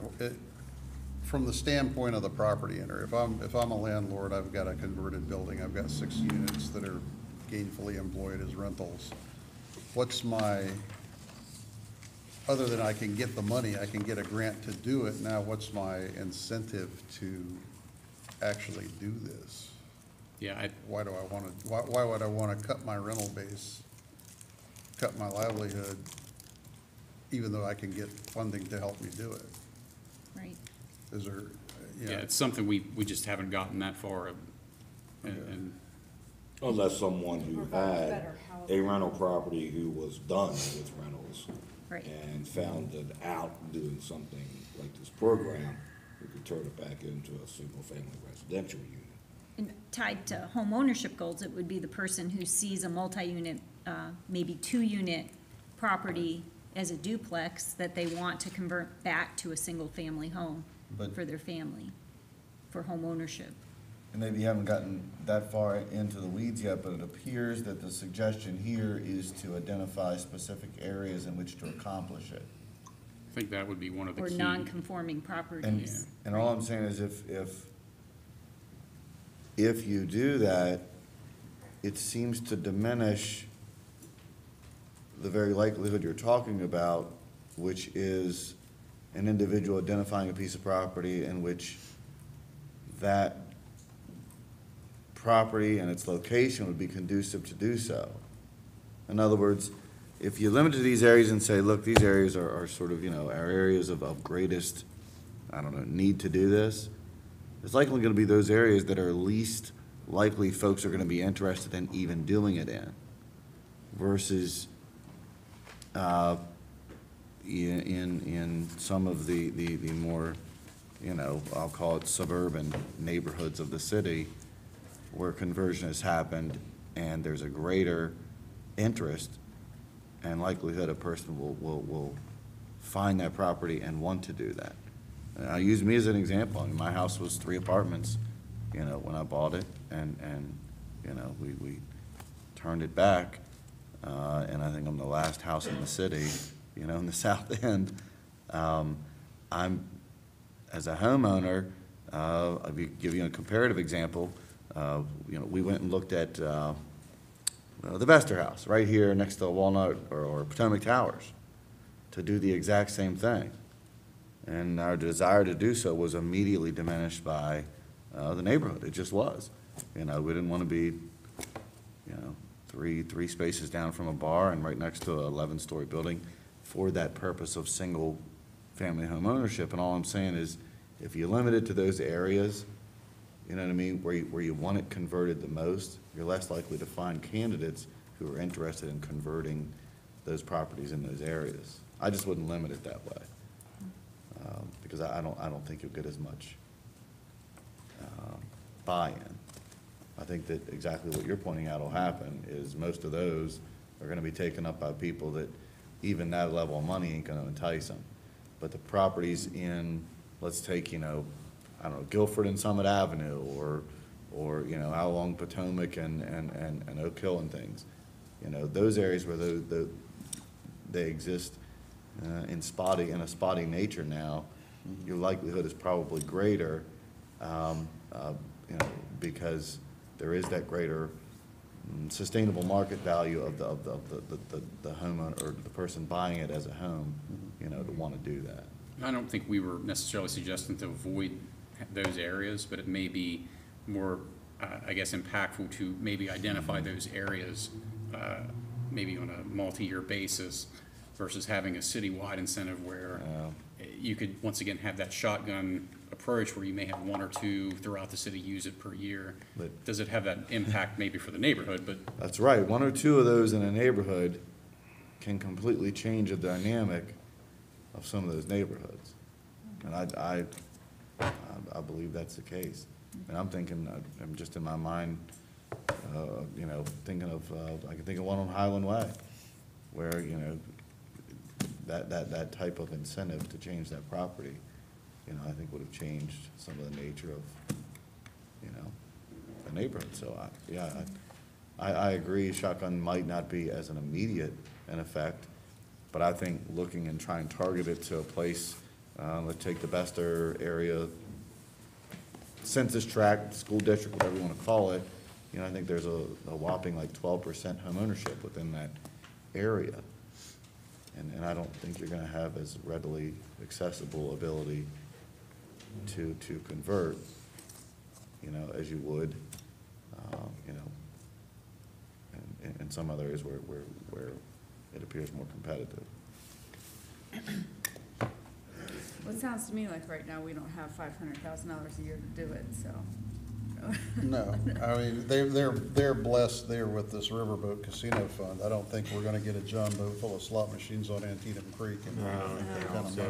I would be supportive of that. Grow to 10 to 20% a year and have a population 3 times of ours. But it's a concept that I like. I especially like the idea of the Broadway corridor.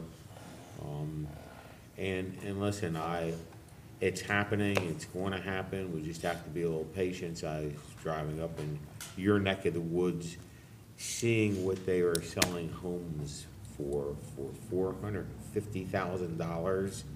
That, I'm talking about In his Middletown. neighborhood? No, okay. I'm talking about where you Yeah. work. I was like, where you live? And I see what's being list sold for tomorrow. $450,000, starting at $450, yeah, which yeah. means $500, with little cookie Yeah, cutter. you're not getting a rancher for No less than brick, 300,000. and, those folks are starting to come to Hagerstown. It's coming.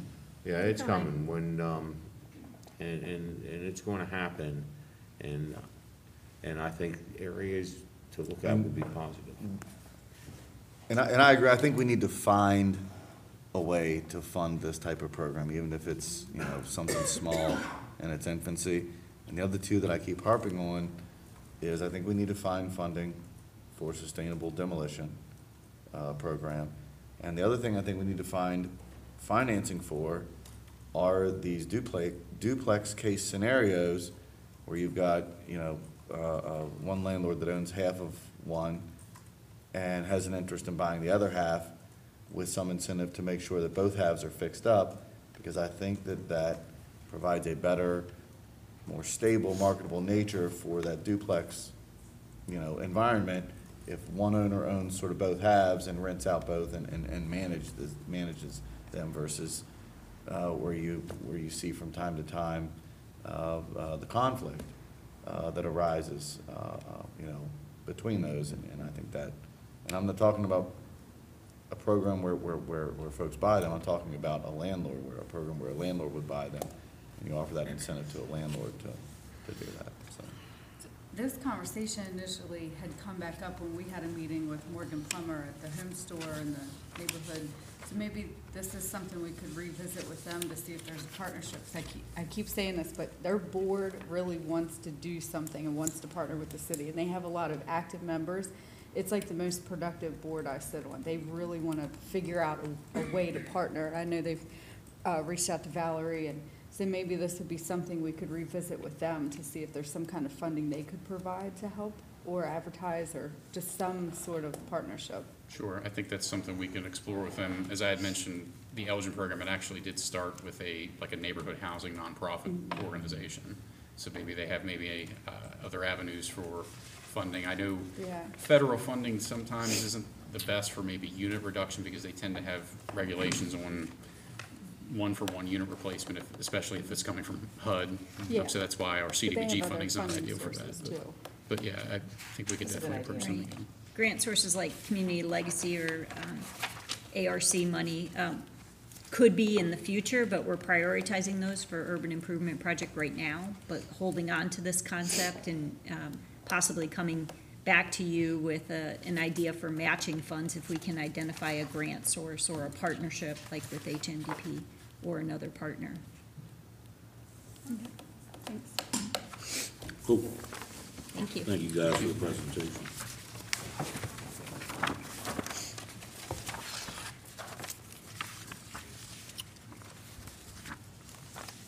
Cyclical tax sale properties.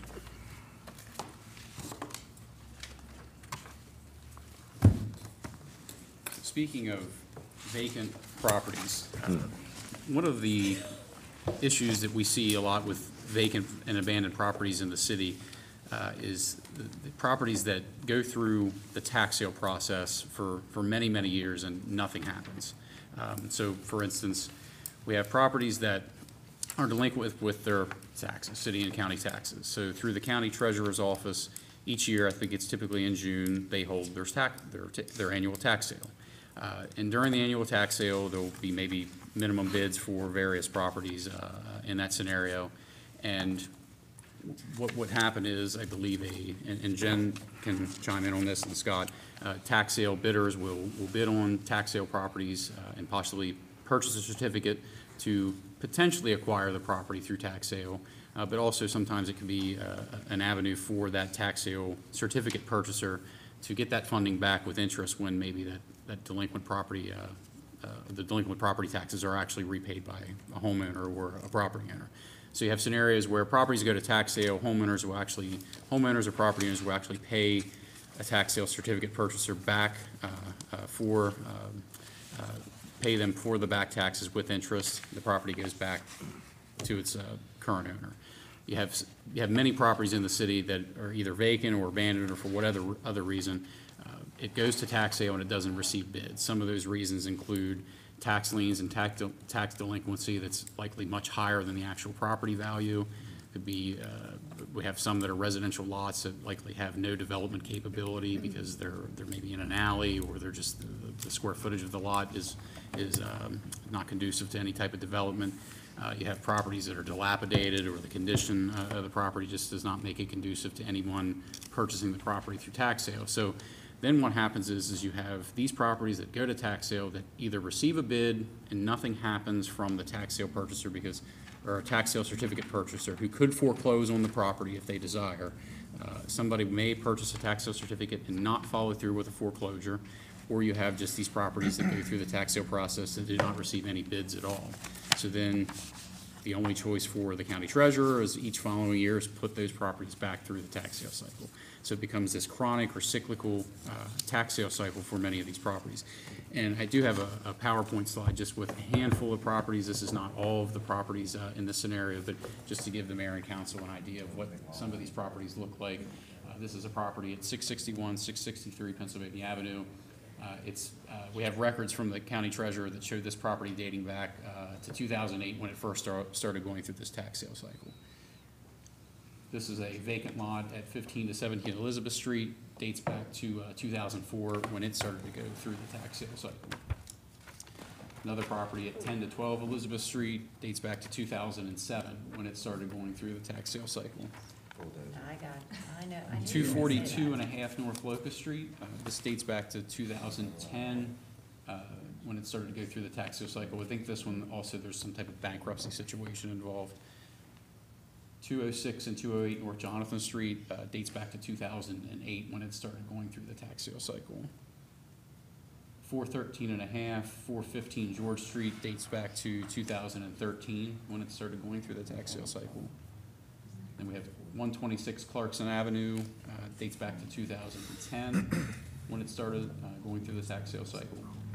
134 Clarkson, which is a vacant lot, it dates back to 2005 when it started going through the tax sale cycle. 572, 574 Penmar Avenue, which is a property that's actually only accessible from the alley, dates back to 2005 when it started going through the tax sale cycle. So I think you can see many of these properties are very poor condition. You do have some that are like this next one, which are a bit of an anomaly. It's actually in very good condition, but this is a property on Howard Street that dates back to 2008 when it started going through the tax sale cycle.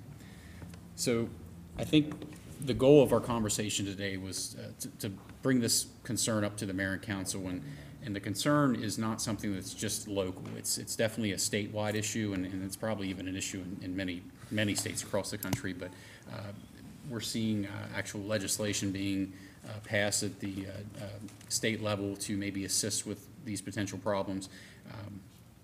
And we, once again, I think we're at a point where we're trying to maybe look at a way to intervene to break the cycle. Because right now, what's going to continue to happen is if we have any additional tax delinquency on the property, which is likely on many of these properties because we would classify them as vacant and or abandoned, tax lien amounts continue to rise, which is going to make it more unlikely that it's ever going to move through tax sale. So once again, intervention is something that is likely Is Howard needed. Street vacant? Yes. Yes, that's Really? vacant. Been vacant a long time. So many hours are spent by our planning and code staff with just nuisance abatement issues at these properties, weeds, trash, snow. So once again, that's another reason why tax delinquency continues to increase. We're placing tax liens on the property from just general nuisance abatement and maintenance from our planning and code staff. Most of these properties, we don't believe there's any type of primary mortgage holder, because sometimes in those scenarios, at least the primary mortgage holder would be foreclosing. We don't think that's necessarily the case for many of these, or the majority of these properties that we're looking at. So what we've discussed with the county treasurer, we've discussed this with our city attorney, we've discussed it with numerous city staff in meetings to look at potential concept plans or ways to maybe get these properties out of this chronic or cyclical tax sale cycle and somehow get them back to a productive use and on the tax rolls. So in our memorandum that we sent last week, we presented a few concept plans again, trying to get, before we get too far along in any plan, making sure the mayor and council will be comfortable with us exploring these further, is potential city acquisition of these properties, either through the tax sale process or some other avenue that may be available to us with recent state legislation that was passed.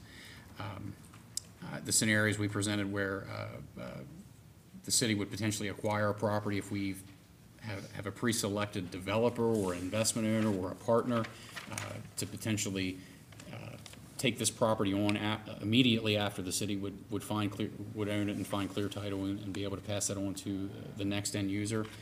We have other scenarios where we could potentially buy these properties at tax sale and then look to flip them through a process similar to our competitive negotiated sale program. Another potential option we could look at is looking at maybe some type of land bank. That's something I think that was recently passed at the state level as well. It may have been within the last few years, where I believe the city of Baltimore had state authority to create a land bank. I think now all jurisdictions or municipalities in Maryland have that authority. And once again, going back to now some recent legislation that just, I believe, was passed at the most recent legislative session with the Maryland General Assembly, which we're still trying to explore what that may give us. But there are some new legislative items that may give us some avenues to look at maybe moving these properties. And I believe that new legislation talks about maybe being able to sell these properties at a reduced rate that would avoid having maybe the city being involved from an acquisition standpoint. So I think our goal tonight was to describe the problem and to see if there's some direction on maybe looking at any potential solutions moving forward to eliminate these problem properties. A couple other things as far as the tax sale goes. The majority of time, the entities that buy properties at tax sale are these clearinghouse type organizations. They're not individual mom and pops, so to speak. They will buy a mass of properties. And when they buy a mass of properties, they have 2 years. It basically puts a tier of freeze unless the owner redeems that property within the first 6 months. Basically puts a 2-year freeze on that property from being able to be foreclosed on or sent to tax sale again. The only time when we are able to repeatedly send a property to tax sale is if there's a no bid. Last year is a good example. We send probably 225 to 300 parcels a year to tax sale. Of the 40 or so no bids from the last tax sale in 2017, 38 of those were ours that came back to us. So, and for the most part, it's these same ones that John showed you on the PowerPoint.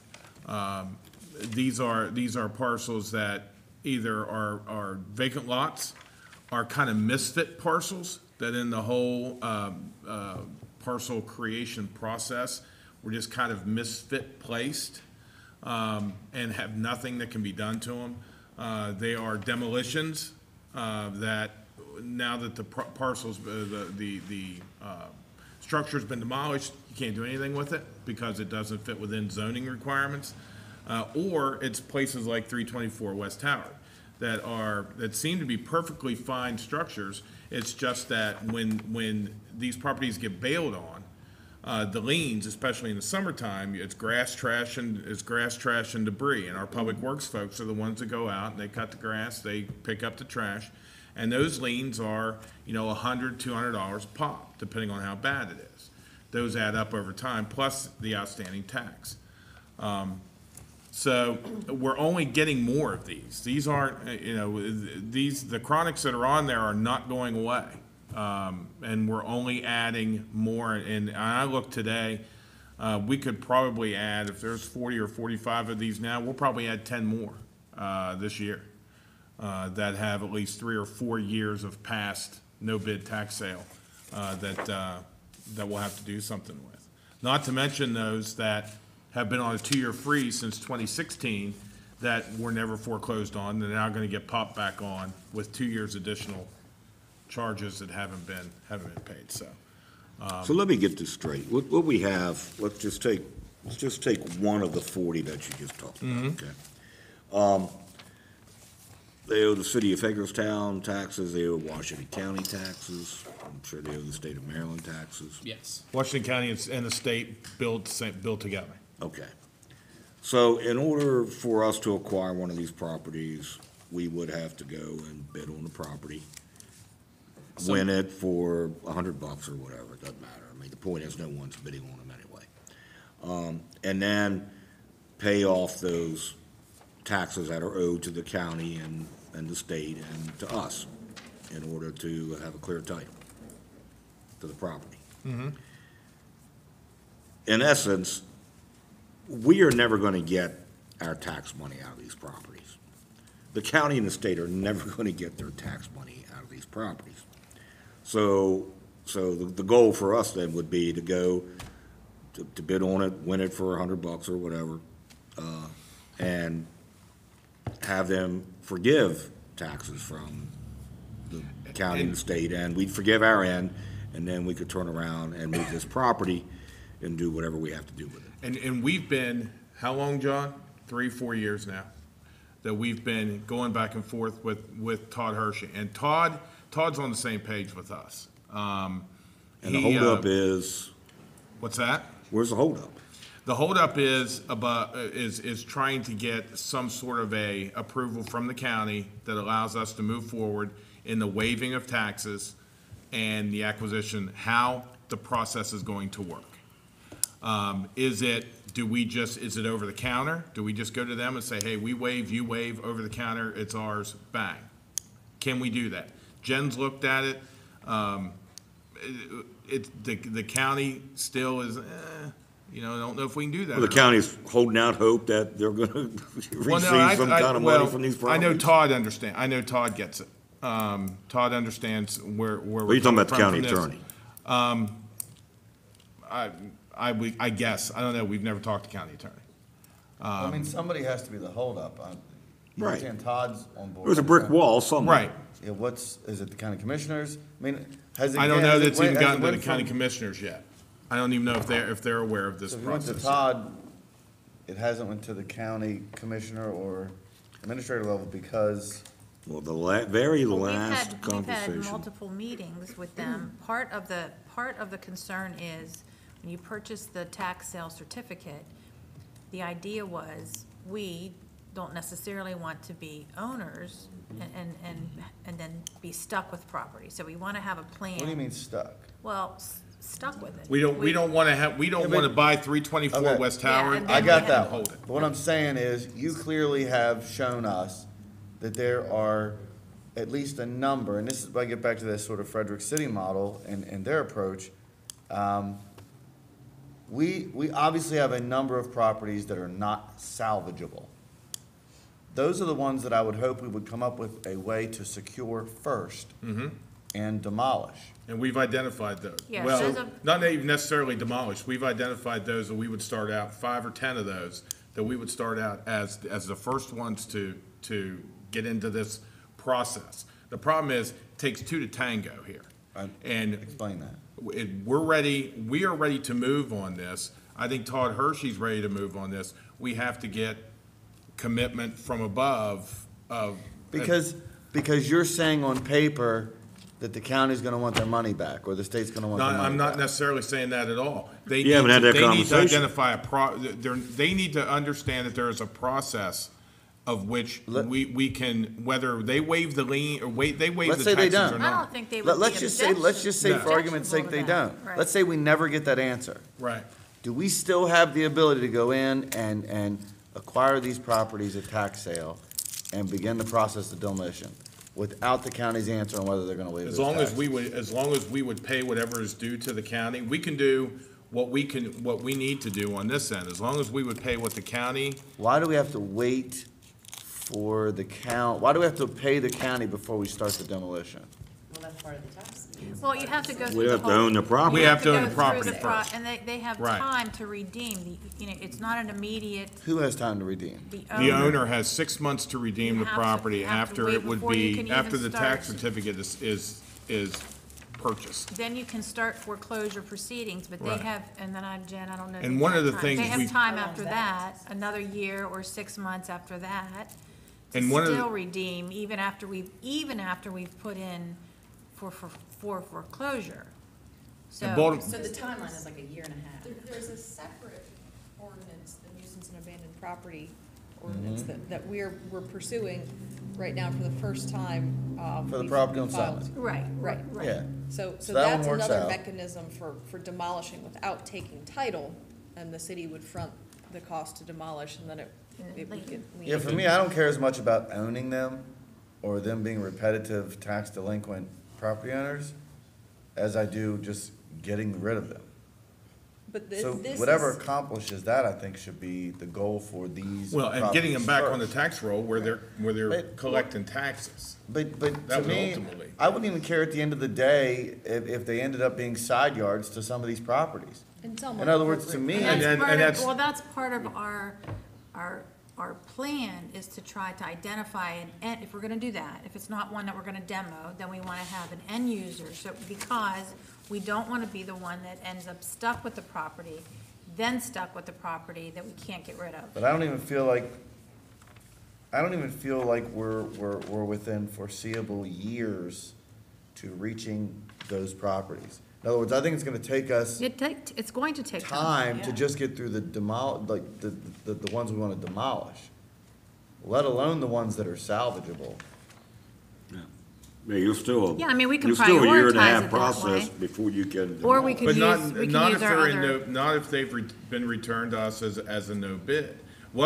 The best situation we could have would be 324 West Howard, it gets a no bid, okay?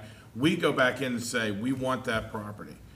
What Baltimore City could do is they could say, we want the property because it's been abandoned for so long and it shows justification. We could immediately take title without and not have that 6 months we have to wait. That would be the ultimate situation. That's what Baltimore City can do. And that's what a county can do in a sense, and that's what we had the conversation with the, control, but not title. they could take control, Right. immediately control, where we can't take immediate We control. can't take immediate control. So we've had But those is Howard conversations. Street, is that a clear property? Is there a? There's Is there an a owner mortgage of holder on record. it? Yeah, there's an owner of record on that property. Why- Whether you ever find him or not, it's a different. Why is that a better scenario, a property that is not in demolishable condition? I'm not saying it is, that was just an example. Yeah, right, That was just my example. I'm not saying it is. Like, to me, A perfect one would be a certain homeowner that has a parcel right next to them that's been in tax sale for the last 10 years, had a parcel demolished on it, and just sitting there vacant and nothing can be done. The best situation would be 572 Penmar Avenue, would be an adjacent homeowner, say, I want that, buy that parcel, deed it into their current parcel, and then pay the additional taxes Because that it's it'll take empty? on that. Yeah, because it's empty. I get that, I guess for me, the Go back highest a couple priority more. are the ones that, Streets. to me, the highest priority ones are the So the ones one that that be torn Kristen down said now. demolish, keep going. That one. Yeah, You can pick That any one. one, you can pick any one of these. Clarkson. that one. Sure. Yeah, the ones on Clarkson. Like, to me, that is priority one. A property like that. Because that diminishes the entire integrity of that neighborhood. And that's part of the reason to present this, is to get an idea what the elected body's priority would be. To me, Well, I think you that- identify Ours those- was- that ours- top number of whatever looked like that, Yeah. and you figure out how to get them and tear Show us them all the ones down. that look like that. We wanted to go through the process with like the low-hanging fruit, to try to figure out what that process would be. like for the lot, like Penmore, just to see what that process would But be. those empty lots aren't having as detrimental an impact on the neighborhood as a place like that. And that's, and understood. An empty lot is a lot easier to live beside than a place that, Let's use that as an example. Let's go back, because I'm not clear on one thing. 10 to 12 Elizabeth Street, there's an owner of that property that is nowhere around. Okay? They're delinquent in their taxes to everybody, all right? We probably have liens against them for snow removal and all Out that. the gazoo on this one. I would. Yeah, oh, there's Okay, all right. 25. Is there a mortgage holder? Is there a company that holds a mortgage on this property that someone just left to sit? They may or may not hold a mortgage, but they own it. Maybe they paid the mortgage off, or maybe they just abandoned it, but they own it. They own it outright, Own it outright, maybe, but they could own it outright. but we don't know about this property. Oh, I don't know, do you know? I would say this one is, I'd say is it's owned owned outright. outright. The same owners owned it since the eighties. So I'm saying that they definitely own it outright. They own another property in town as well. You don't know who that is. Because my fear is, because Jed brought up foreclosure. My fear is a property that, we have to go through the foreclosure process. You would have to. Now Part of the you're, process, and that would be now part of you're the process. years. And that's what. In we the would- state of Maryland. That's what we would have to do. Doesn't mean we shouldn't do it, but there is a process, and that's what. And we have to the figure team's out the been trying to ones that figure are out. not, that don't have mortgages being held by an Right. entity on them, and those are the ones that we should try to get first, because then you don't have to wait 2 years. And you can impact the community, That's correct. okay, So we have to identify the process. like this one. The agreement with the county, and then we would have to identify funding sources if we're going to then say, for something like this, that's gonna be a demo. We're not gonna try to sell it or get it in, we're gonna demo that one, so.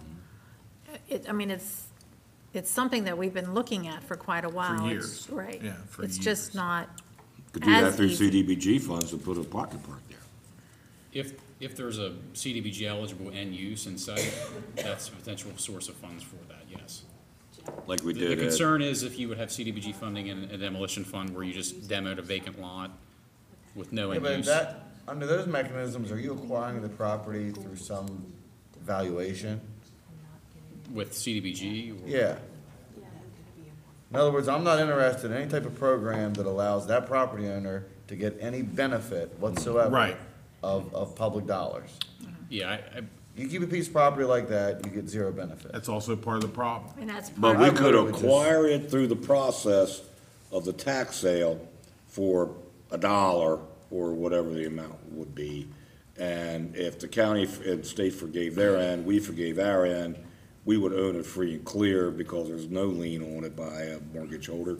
And then we could use, it'd be ours, we would own it, then we could use CD funds to tear it down and create a pocket park right? yes. on a street like Elizabeth Street. Unless we go through the nuisance thing. Or we could use this, And this then what we we already. wouldn't take title, it would still. I wouldn't be care about owned title. by- It would still be owned by Right. the But this would be current gone. owner. Which, but right. It's a way to get that down, yeah. Then that adds to the additional liens Right. that are on some of these vacant lots that we're Right. talking about with the high. We're never getting the money anyway. The goal is, No, we're not. the goal is to satisfy the people that gotta live next to that every day. Yeah. And make And their not just the assessments ones go that live back up. next to it, but the ones in that community as a whole. And that drive by it and all Yeah. of the things. Because many of these When I was are trying in to find, Summit I was trying to Avenue designate a fund. territory as far or as some ready to, kind of probably to funds. fall in by. CD now, funds so. would be those that we could use to enhance the community, enhance the neighborhood, and create a, And we have included funds, some demolition funds, I can't remember the amount, even for fiscal year 18 and as well as fiscal year 19, for this process, for the current process that we have. How does the land bank assist in disposing of these? And that's a relatively new concept in the state of Maryland, but I think it takes the situation where the city may be looking at, we proposed acquiring certain properties, the city being the owner, the land bank would be the owner. But once once again, a land bank's a relatively new concept. I think you would look at maybe like a quasi-governmental type operation, but once again, land bank needs funding. You know, why wouldn't we use an entity that we've already created, like? We got you NDP. And- That's- and Right. It could very well be. Could very that. well be that. But they would likely still need some But they type of. still need funds because they're not, HNDP wouldn't take 1012 Elizabeth Street, and they would need Here's- funding though to, Here's a very radical idea. What if you could acquire those, create an entity, acquire those no sales, and, I don't know, somehow, I don't know, file bankruptcy of that entity. County and state doesn't get their money back. You get to dispose of the properties. look at her. Yeah, I don't know that. I dropped that class in college. I just, it's just crazy to me that you just can't show up tomorrow with a bulldozer in a place like that and say, you know what, this is a public nuisance. We feel your and pain on it that. immediately needs to go. Absolutely. We've just been, I think we were very hesitant to wanting to take on more properties as being an owner of these properties. We don't wanna be. I mean, Yeah, I we agree. don't I wanna agree be. 100%. but by the same token, we need to find some sort of Yeah, a that's- process of which to Has to do be an something end with game, these. right. Yes. Because municipalities are very, are hamstrung with what we can do, unless you're in Baltimore City, are very hamstrung as to what we can do with. And the timing of this conversation, also, it didn't allow us to fully research the new legislation. It just passed last week. Right. And it's supposed to maybe have some type of process that may make, maybe foreclosure or something more streamlined, or maybe open up some additional avenues. Facilitate our conversations with the county in terms of getting them on the same page. I mean, I don't think any of us have had the opportunity to review this and figure out how it will actually play out for us, but I think we all agree that it could be another mechanism for trying to do something with these properties, and this may actually get us to where we were originally going, which was trying to get these properties sold at tax sale without the city taking them, but getting them, reducing the liens on them, because some of these, with city abatements and everything, I mean, the liens are astronomical compared to the value of the property. So we do want to, just unfortunately, the timing of this on the work session and when this got to us, we do want to review this legislation and see where it takes us. You also don't want to get in a situation where we're making all these sacrifices or reductions so that we can get this property, but yet the original property owner's still lurking back there. Right. And they come back and they say, well, hey, I think I'll take it now, and then they want it back. So that's, just like you said, you don't want the original owner who's let these things, go to rot, come back and be able to get them without And paying the absolve penalty. themselves of all the abatements. Exactly. Yeah, exactly, and we can't, we don't have a way out. They're of getting that. out of this anyway. I mean, it ain't like they're going to jail for this. I mean, they're getting out of it one way or the other. one way or another, but we certainly don't want them to continue having deed to the property. Well, let's let Jen review the legislation. We'll put this on for another work session. Yeah, we'll come In the back. meantime, can we find out where that brick wall is at the county level? And maybe get some information back to my office and we'll have a conversation. And have you reached out to Cumberland? I was going to, I asked if he would meet us, he said yes, and then I The never Cumberland scheduled. program was different. But this is what they Cumberland's did. Yeah. Cumberland was demolition.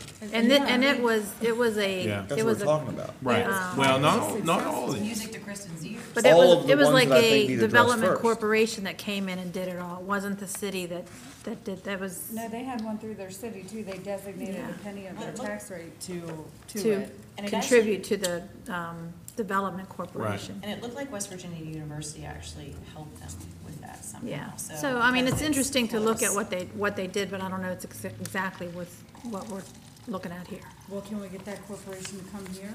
I mean, it's successful Yeah. in Cumberland, It was so it with- would be. Okay.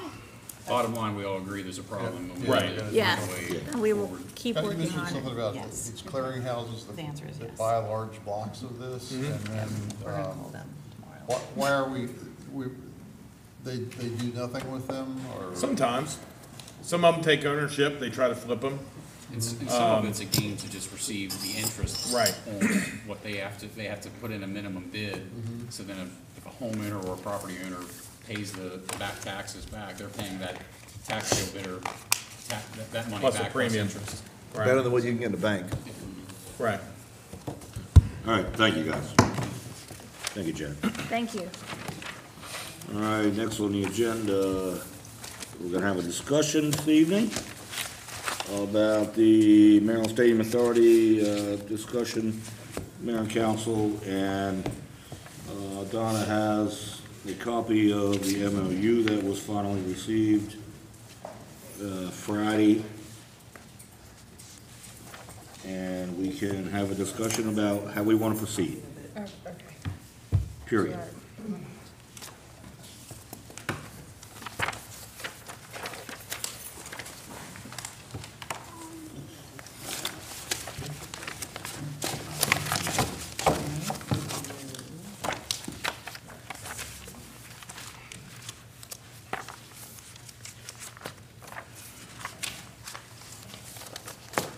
Given the fact that we have had at least 2 Ripken studies, what's the idea behind another study?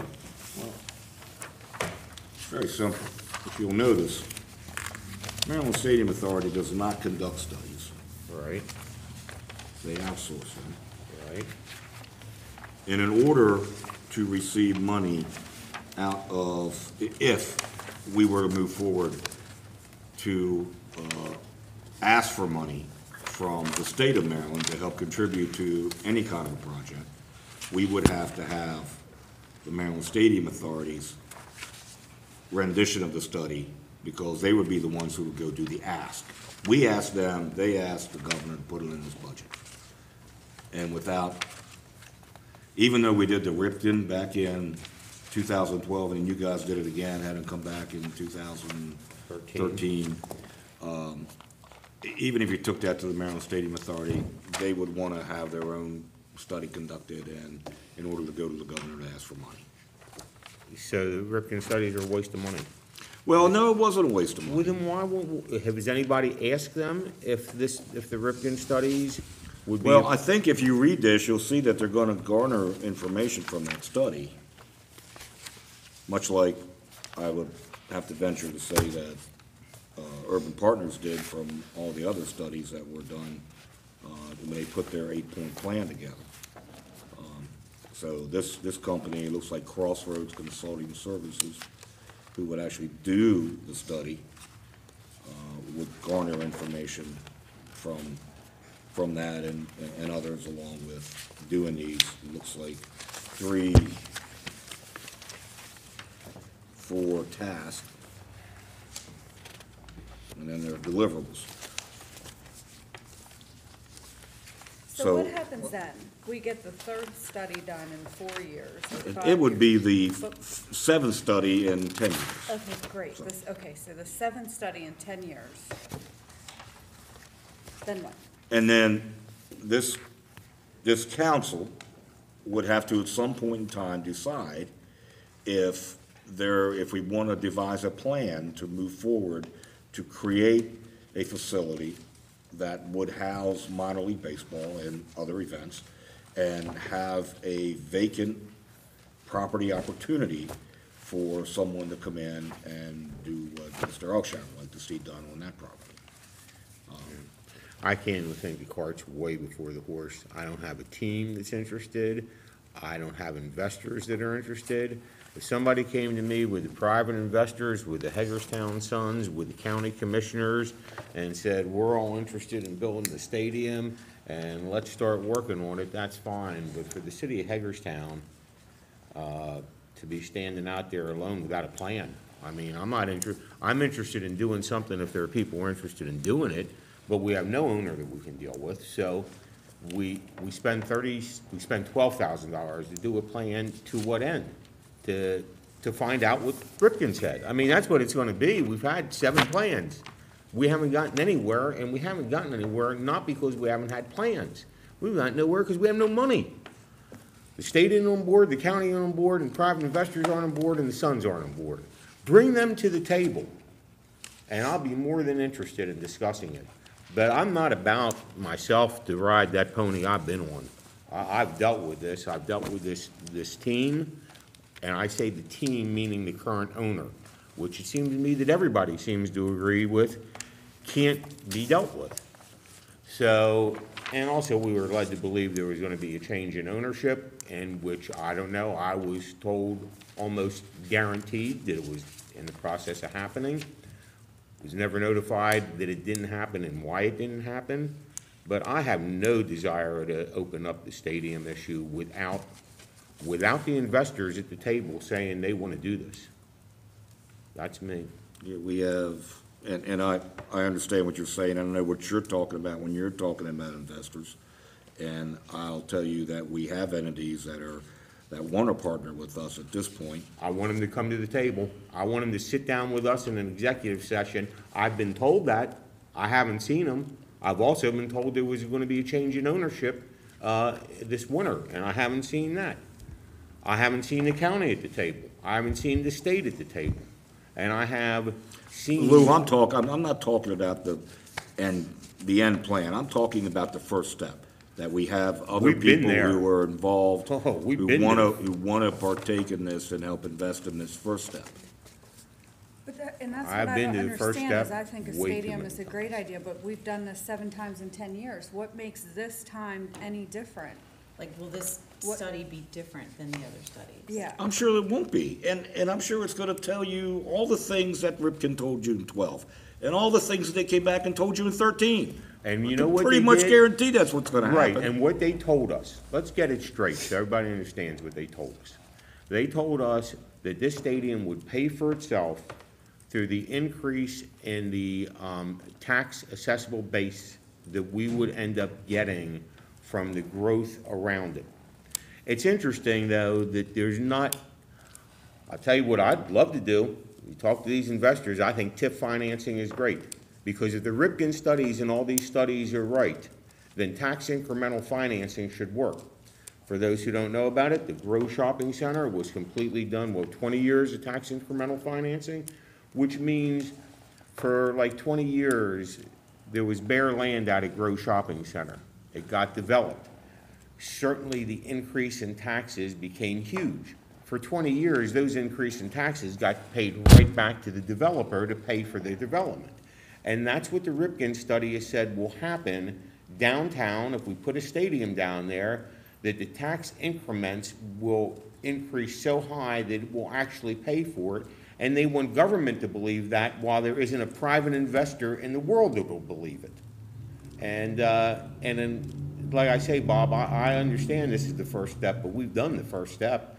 We've never gotten past the first step. And I think the reason we've never gotten past the first step is because we have to start at the last step. We have to find out who is really going to join in this game and put the skin in the game. And I can't conceive, quite candidly, within the next 3 years with the urban improvement project, that the county or the state are going to entertain large sums of money. My understanding clearly is the state concept is a third, a third, and a third.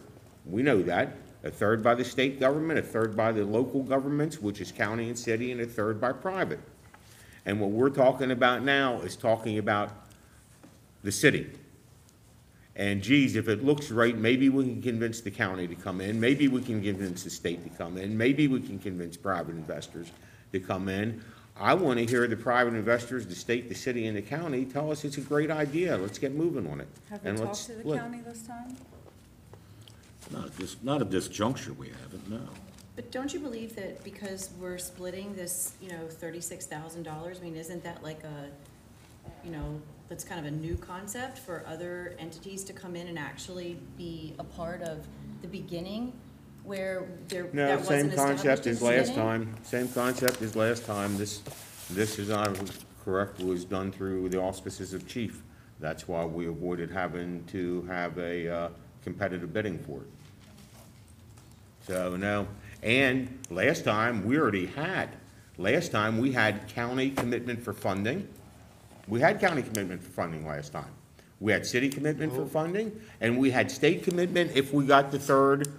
I understand, but at least they called it You funding. had county commitment to give you back your money. I That's what understand, you but, had. but in their opinion, it was Still fine. revenue they were giving up. You give them $400,000 for the 911 center that no other municipality does. Right. They were willing to give you your $400,000 a year back. But the You don't point need it being, anymore. the point being, to answer Shelley's question, no, it's not a new concept. It's the same concept we've had, except last time we had the county agreeing to this. We had the state saying they would push this if we got 1/3 of the funds from private.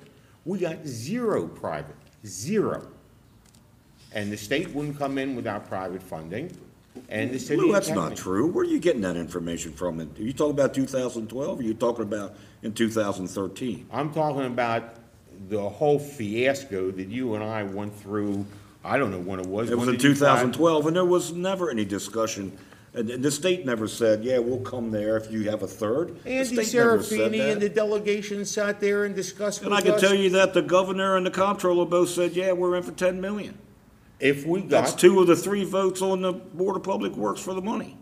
So, and I respect Andy very much, and I Okay, respect so- their delegation very much. So let's say- But they had no play in this last time. okay, so In let's. 2012. So you're saying they committed to 10 million? Yes. So that only left us $15 million short. When you're saying this is something new, Bob's saying state committed to 10 million, we committed to our funds, the county committed in their way to their funds, and we were $15 to $20 million short because we had zero private investment. I'm just curious about a couple of things. One is, I think it says somewhere in the article, or in the correspondence that this study for 36,000, whose money was agreed to before December, this body had a discussion as of December. So I don't know where the $36,000 figure came from before this body even had a discussion about it in December. But clearly the stadium authority gave that number to somebody before this body had a discussion. Dan, that was in January, or, I'm sorry, that was in March, beginning of March. Well, that's not the information I got. That we had to from put MSA. we had to put a number on that letter. That's the number they had to put on it. But in my discussion with MSA today, was that number already existed. In fact, that's what it says in the Herald Mail article today, quoted by that individual, is that number already existed before that second. Is Crossroads the consultant? It's not Yes. true. Okay, so Crossroads' letter is dated October 10, 2017, and they're referencing a purchase order for this study. So, was this already agreed to in October? I have no idea. We didn't have a discussion about this till December. Okay, so there's a purchase order was created, I suppose, from the Maryland Stadium Authority created purchase order D 28B74000312 to Crossroads to conduct a study. And there they mentioned the 36,000. We were told in October not to have a conversation about this, that the conversation would be delayed on the indoor facility until the Georgia firm had the opportunity for its 90-day vetting of whether to buy the team or not. So this body didn't have any discussion until the middle of December on anything associated with a study. Exactly. So I don't know where that. So we're- Yeah, I don't know where it came from. Maryland Stadium Authority is on the hook for 36,000. I mean, when you issue a purchase order, that's a contract. Unless nobody signs it and send it back, but. So, and here's my second question. It appears from the correspondence that the study will be limited to 3 sites. I don't recall as a body having a discussion that it was gonna be limited to any number of sites, and if so, is it limited to 3 sites, and who has selected, how has that selection of those 3 sites occurred? Do you already know what 3 sites they're talking about? No, I don't. Keep in mind, I received this the same day you did.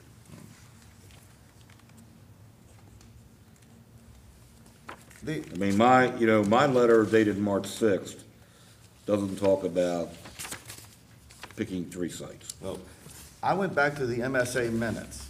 You go on their website, you can click on it, you can read all their minutes. Their board talks about tons of stuff every month. And I went back to at least September of last year, and there wasn't a single discussion until the April 3rd meeting, just a few weeks ago, on this particular topic. So clearly, between that, between the iterations from the MSA that I got today, there have clearly been conversations that have been happening outside of the deliberations of that body and the deliberations of this body. Clearly, somebody had to come up with this number. Somebody had to come up with an idea how many sites. Somebody had to come up with an idea of what consulting entity was going to help. I can tell you that before I even read the MOU today, I didn't even know that the MSA wasn't the entity that wasn't going to do it. I thought MSA was the entity going to do it. I didn't know that they third party that until I talked to the MSA today, and they said if it's competitively bid, they wouldn't even bid on it because this isn't something they do. And I guess that's sort of news to me. I'll also go back, and this is the last question I have at the moment, just to put it in perspective, because we just talked about this at budget meeting tonight, and you asked the question. You know, the city's on the hook for these items all the time, right? Just put this in perspective. 2003, Hoto Milto tax, 1.038 million, okay? CVB automatically gets half of that per the 2001 legislation, right? 500,000 bucks, all right? 2011, Hoto Milto tax goes up to 1.69 million. Now the CVB and the county are splitting 800,000 bucks apiece, right?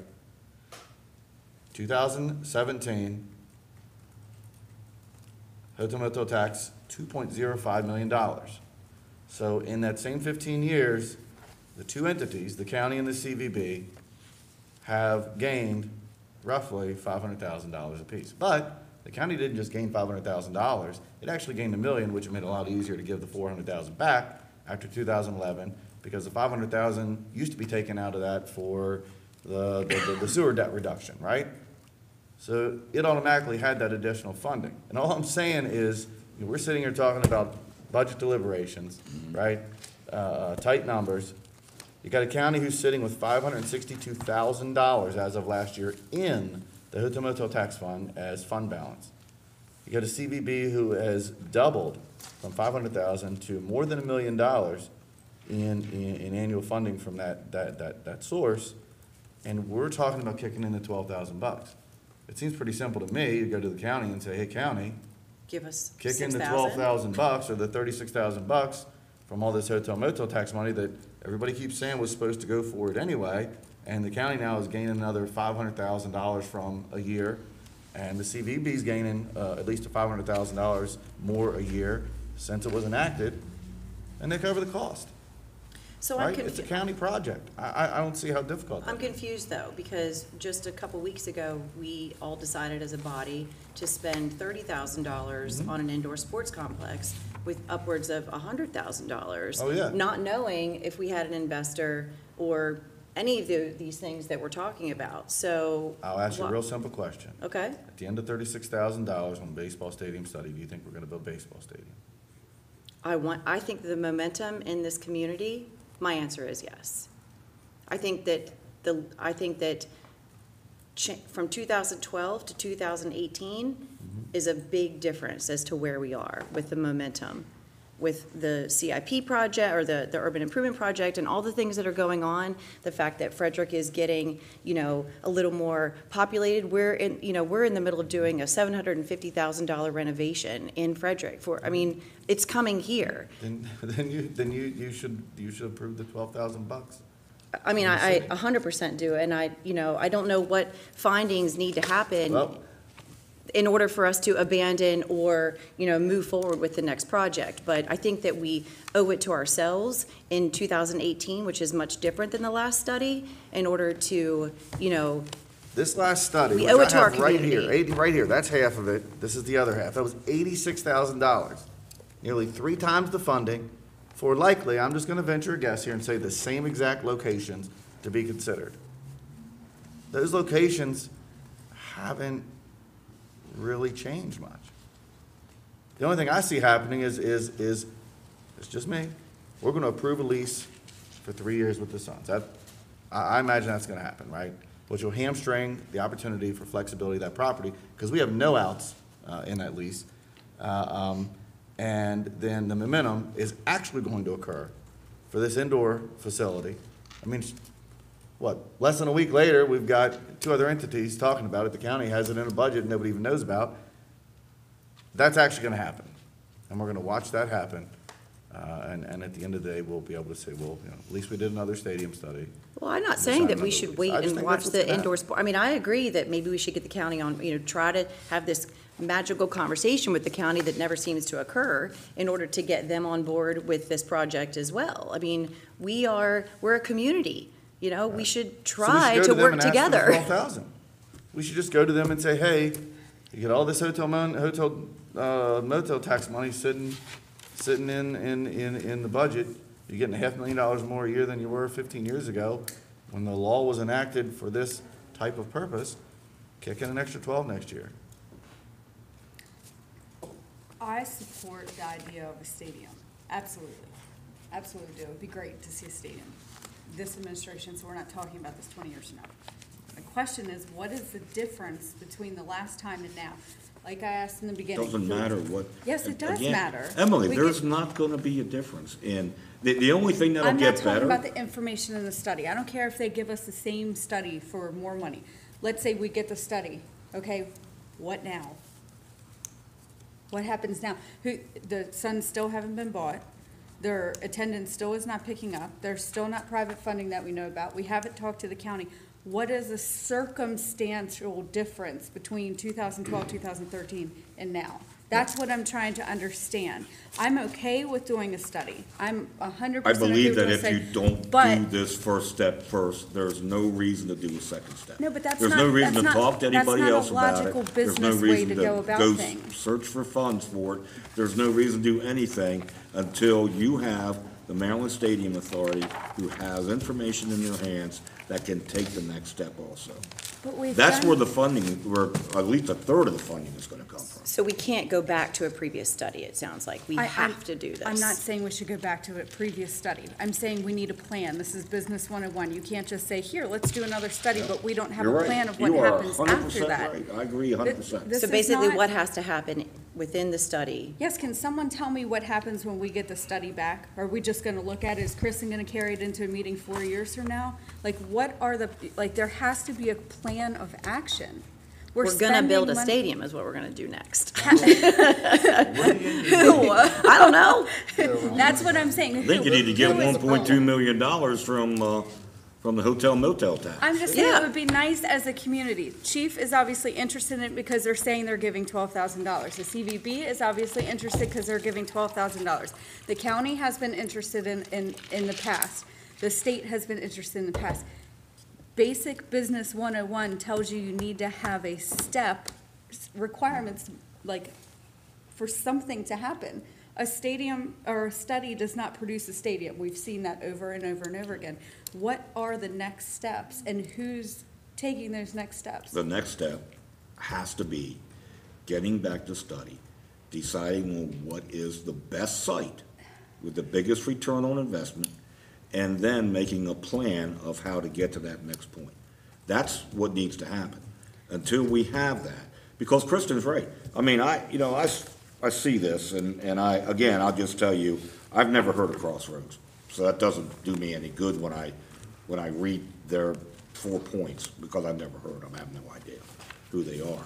But, the point is that someone has to come back with information and pick at least 3 sites and decide what is the biggest return on investment for whoever's investing, and then we have to make a decision, okay, do we move forward at trying to build a facility at that site? Are the Suns involved with this? The Suns will be through their lease. So to Emily's point, okay, let's just assume we do the study, and the study comes back and it says, okay, your best course of action is to bulldoze the Codes building and take Baltimore Street and build a new stadium complex there, right next to the Herald Mail building, okay? That's the new stadium site. How do we fund it? I just told you. There was legislation passed in 2000. How about our 15 million? Where do we get that from? The city portion would be, what? Where would we get the city portion? How much would the city portion be? Right. Well, that's a conversation we have to have after the study is Shouldn't, done. shouldn't we have that discussion now, though? I mean, It's here, I mean, it's $500,000 a year. That's the number. 500,000 a year. That's what you need for the city's portion. For this.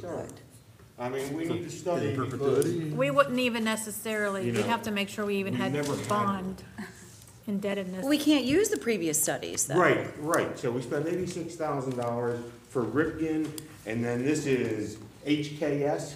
We've already had the planning, we've already had almost the engineering. I know you're exhausted from it. But instead, we're gonna get another study where we don't even, we're talking about taking, what, $100,000 a year or something like that away from other local agencies we give to be able to figure out how to fund the Maryland Theater? And you'd be guaranteed that's $15 million a city right there. Where is it coming from? Is that, I mean, are we talking about bonds? How? You'd have to bond it, yeah. Yeah, you would have to bond it, and And you you'd have- well, would, and it and you would have to hold count the against debt. your bond ratios, and I don't even believe at this point in time we have that type of capacity. And let's, okay, so let's pretend we did the study, right? We did the study, imagine it comes back, it's this study. We know they're gonna say it's downtown, because we know that's exactly what's gonna happen. So what happens now? And you're saying we don't have the money. Our city administrator saying we don't have the money. Well, Is we there can't- private interest? Are the Suns still being bought? Like what? I guess I just. But imagine if the whole I'm bond- okay with funding a study. I just want to know what the plan of action is to make it to make it different than the previous 7 studies that we've done. Okay, the Suns don't talk to me about whether or not they're pending in a sale. Okay, they don't. I will tell you this, I know that there is still interest by a group to buy the Hagerstown Suns. I don't know where that process is right now, because that doesn't involve the city of Hagerstown. That involves the Hagerstown Suns and whoever's gonna buy the Hagerstown Suns. Doesn't involve us. Well, when it talks about them wanting us to build a $45 million stadium, it sure doesn't. Well, I haven't heard anybody say that yet, Lou. Well, then let them go out and buy a stadium. They've said it by looking at 4 other communities. I mean, let's be honest, I know people are gonna be upset when I say this. The Suns are here at this moment because they have nowhere else to go. Period. Well, without And a I doubt. know, and I know Without that's a doubt. unpopular to say, but all I have to do is look at the report that says in the last 5 years, they marketed to 4 other places. I read the Fredericksburg study. You know what that said? If Fredericksburg, and I'll say this all day, Fredericksburg should have capitalized on the deal, and here's why. Fredericksburg would have entered the market as the second most highest rated market of the entire 16-team market. They just would have. All of their socioeconomic dynamics would have made the deal solid. So here you have a place that says no, and like I said, you can go through that study all you want, says no. You have 2 other places that have that higher, what I'll call economic market to do so. They'll also say no to those deals, and that's why we are at where we're at. It seems that we have, I mean, if that magically appeared, somehow it was there, we're gonna have all kinds of people wanting to take advantage of it. But we need the public-private partnership with somebody who's willing to put a major piece of the skin in the game to make that happen. And I don't see anybody there right now. But imagine if all of us were like excited and, you know, like we're really happy about economic development and using that as the catalyst for economic development. Oh, I think that's a great. Okay, so we no, I have to think start that's- with this study, apparently. You know, for whatever reason, the other studies don't work. We have to start with this Well, study. what if we, skip excited the about a lot of study, and we're things. gonna build that You're right not there. excited about a lot of Skip the study, and that we're gonna bulldoze the codes building, move them someplace else, and we're gonna build that. I suspect that if we had $15 million in local funding for that, and $15 million in private investments for that, and went to the state of Maryland with the Ripken study and $30 million in hand, that we would be able to get funding from the state. That's just a guess, I think that's a heck of a lot more likely than getting $15 million locally. And I think the other thing is, you know, it's about time. We have an election coming up. If we're looking for county support, if you're gonna be excited and think, if you think things have changed and you think people are excited about this stadium, we got an election coming up with the county commissioners. Let's make an election issue and see what the public thinks. I know what they thought in the city of Hagerstown. All you had to do was look at the election results, where just about everybody, except a very few of us, lost who supported the stadium. And the biggest elector was Don Munson, who swore that he knocked on every door in the city and found that people were abundantly opposed to it. And lied to every person he talked to. Yes, Lou, we know how that works. Can there be a referendum question on the ballot? I would be all for that. Yeah. Just a question. Well, let me ask you a question. If that happened and it didn't go your way, Kristen, and people actually voted to do this, Binding arbitration, how would you I'm feel? living with that, aren't I? Barely, barely. I mean, would that be an option that, you know, I don't know. Well, we don't have an election. till I March. think what you said about being excited and everything, and I know you've been involved with the Leadership County thing, and I know Dan presented it, and it's hard to, I want to hire him at my own business. It's hard not to listen to him speak about the stadium and be excited about it. You're right, it is a huge economic driver, it is exciting. I would love, the presentation that you gave me a year ago, I would bend over backwards to have that accomplished. And that's what I'm saying, like, I am excited about it, I'm okay with making it happen, but we need a strategic plan so this time doesn't end up like all the rest of them. And you need a first step. And I would I also note. understand that, but we also need a second step and a third step. We need progress. And just so I can get my bona fides out, and I think the mayor will agree with me, there were very few people on the council in 2012 and 2013 that supported this downtown stadium more than I did. I campaigned on it in the election. I supported it totally. Well, there were 5 people in 2012 who supported it, on the council, on the current council. 5 people, at every step, 5 people. And where did it get us? And we were excited. You did as much work as any human being in the world, and I know I did too. I was on conference calls, and for 2-hour conference calls, sitting down at the Outer Banks on vacation to try to do things. The mayor flew out to Arizona, flew out Out back and in the back. same day. Yes. I mean, if anybody thinks that flying out to Arizona and back in the same day was fun, we had meetings, we went to everybody in the world. I just say that so there's nobody out there that thinks I'm against the stadium. And I was not only in support of this project, but for economic development. And the mayor knows that my point was I wouldn't support a stadium anywhere but downtown because of what it would do for downtown. So it's not that I'm against the stadium, I just know how we've done it in the past. And I believe, I agree with Emily, that we need to get the players together to do this who want to put the skin in the game, or else it's, the $12,000 is nothing, Mayor. Well, let me ask you a question. $12,000 is nothing Let but me the ask you- agony that we're about to go through after we do it without some type of plan or commitments from people. Let me ask you a question. Please. If a facility could be built, that facility could be built without using $1 of city or county property owner tax dollars, Let's do it. would you be in favor? All day. All day. Okay. That's the game, that's the end game. That's it, that's the end game. But we don't get to the end game until we do the first thing first. We've done 7 of those studies. Not a single time has any one of those studies ever created a scenario where anybody ever looked at it and said, we're gonna do all that without public money. Every single scenario, they've said, we're gonna need all the public money to do that. I mean, and look, we can break it down to money. It's real simple. Our $500,000 is about the equivalent, 2 pennies on the tax rate, $25 a property owner. They're committing towards this project for the next 20 to 30 years for the city portion of the project. When you break it down pretty simple like that, doesn't sound like a lot. Gotta get those other partners on the same page. Does anybody have any questions? Because we have someone in the audience who would like to come to the table and tell you the next step and the end game if you have 5 minutes. I don't want to call Dan Spedden to the table if we have any objections to that. No, I'd love to figure out how we I would be got happy here. to hear the next steps, because I think Come on, Dan.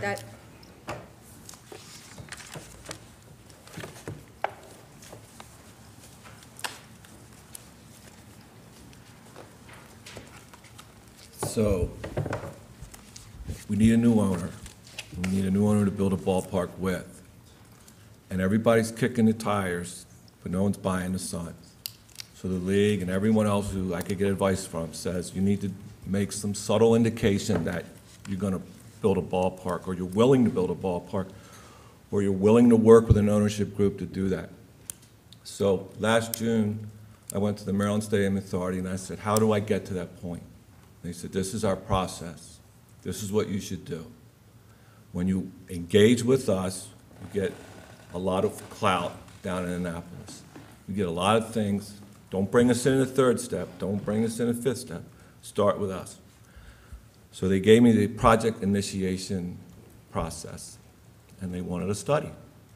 And I took all of our studies there and I said, this is obnoxious. We've done all these studies. Can't we go to the next step? He said, no, but what I will do, we'll take your studies, we'll read them and update them, and we'll concentrate more on site selection, which would normally be step 2. So we're getting through 2 steps with this. The next step would be a consultant come in and help us tell us how to finance it. We don't have to figure that out on our own. We don't have to speculate how it happens. We'll get somebody to help us walk through that. What I hoped for through this initiation process with the Maryland Stadium Authority was a big headline in the Baltimore Sun that said, Stadium Authority takes up Hagerstown project. That goes all over the country. Investors who are looking around, whoa, wait a minute, maybe this is a better buy than I thought it was. It's all about investor confidence. We don't have to go any further with this, but this gives us the opportunity to get an ownership group that wants to work with us to build a new ballpark. Funding a ballpark's not that hard. Think about it for a minute. We'd easily draw 250,000 fans. You put $1 amusement tax on a ticket, and guess what? You've raised $250,000 towards your debt service. You haven't touched any existing city funds. Parking garages, which there'll be 3 by then, are empty at night. The business community goes home at 5:30. The baseball fans show up at 7:05. There's parking revenue. I don't know how much that would be. $50,000, maybe now you're up to $300,000 towards your debt service. You're abandoning all your costs at municipal. How much is that? I don't know. The figure in 2012 was $200,000 a year. You don't pay anything now. Well, when a light tower falls, we pay to put it back up. When the windows blow out of the press box, we replace them. There's costs associated with that. Maybe it's not that much, but then you abandon those costs, and now what are you up to? It's not that hard to finance a stadium. Increasing property values are the bonus for you. Right now, you're managing decreasing values, and you're increasing the tax rate to maintain revenue. Had we built this ballpark in 2012, you'd be in the envious position to lower the tax rate because of property appraisals will be soaring. You're great. Why doesn't private industry come in? Why don't we say to private industry, I'll tell you what, folks, we're going to give you 100% of the taxes we raise on those tickets. We're giving you 100% of that, and we're gonna do tax incremental financing. We're gonna give you for 20 years, the total increase we get in the tax base in that downtown area, we're gonna give back to you for 20 years to fund this, just like we did Grove Shopping Center. So you're getting all our amusement tax, you're getting all our tax incremental, and these are the things that we're being told, hey, that's what Ripken said, and that's what you're saying, that it pays for everything, and it's not gonna cost us anything, and that we'll actually be in a better place. And what I find interesting is the only people who seem to suck on that lemon is government. I don't see that happening anywhere. And we were told repeatedly by the state that their funding is a third private, a third state, and a third local. Okay, that does not exist anywhere in statute. That's not really a thing. But it's what our delegation made clear to us was their funding. I mean, I sat right in here and listened to our delegation tell us that that's the funding stage. Yeah, if somebody privately wants to guarantee the potential loss, Yeah. through a TIF, I'd do it. I'm all for that discussion. As long as we don't have to assume that loss. We won't ever get to that point of that discussion if we don't do this first part first. We have studies that say it works. I guess, Dan, Well, the only thing I want to know, and I've said it a million times, I'll say it again, I'm fine with this, but what is different now? Like, do you genuinely think we're in a different place in 2013? Because it hasn't happened all these other The times. reason- I just want to make sure we don't do this again to be talking about doing another study in 4 years or 5 years, or, like, what can we do? Right. What, We went so far at the last effort, and we just had the wrong owner. He never wanted to stay here. He created a moving target. A lot of people felt horrible about that effort dying, but all along it was the owner who killed it. He wanted to Well, flip him and the the ex-city team. administrator killed it, but that's okay. He wanted to flip the team into a wealthier community and south of us. It didn't work for him. We were that close. We should have a lot of credibility with the new ownership group because we took it that far. We were doing geological studies at the site to see if the site was sufficient to support the ballpark. We were doing preliminary construction work. We were negotiating a lease. We came that close. I think the next time we'll win. Every time we've tried this, we've gone a little further. We haven't wasted all this money on these studies. We've perfected our aim. We know exactly what to do now. We know exactly what the right economic model is for the city because we went through this painful process all those years. When we get enough investor confidence to get a new owner, we can do this, and the sky's the limit. So This when I watched your presentation over at the CVB, right? Beyond a year or so ago, and Emily, I believe you were there. One of the questions I raised was location. And you stated at that meeting, that is the He was location. 50% of the problem. Those were your words, that is the location. That's the location that we studied in 2012 and 2013. You said that would be the location. I mean, you made it pretty clear, Right. maybe I missed something at that meeting, but you made it pretty clear that the result would be, that's the location. I'm just curious why we're spending $36,000 and evaluating other locations through the MSA if that's the location. Dave, what'd you start out with your first sentence was about bringing the MSA in early? I mean, that's the whole point. The I'm trying to figure out which MSA wasn't place. in on this study. The MSA, the only thing that the MSA had to do with 2012 and then 2013, probably, I don't know how far you guys went in 13, but in 2012, was the fact that when we went down as a group of 5 people to meet with the Maryland Stadium Authority, and I can guarantee you, the Maryland Stadium Authority gives you like 15 minutes if they give you time at all. We were there for nearly 2 hours. That's how much they liked this, but we still would have had to go through them again in order to accomplish that. Period. In order to get money from the governor and the governor's budget. That's the process. It doesn't work any other way. I'm just trying to get through if there's any political shenanigans that we're gonna consider through some actions, other sites, just because we wanna throw them on the board, but really that's the site, you're wasting a Why bunch of waste- money. Yeah.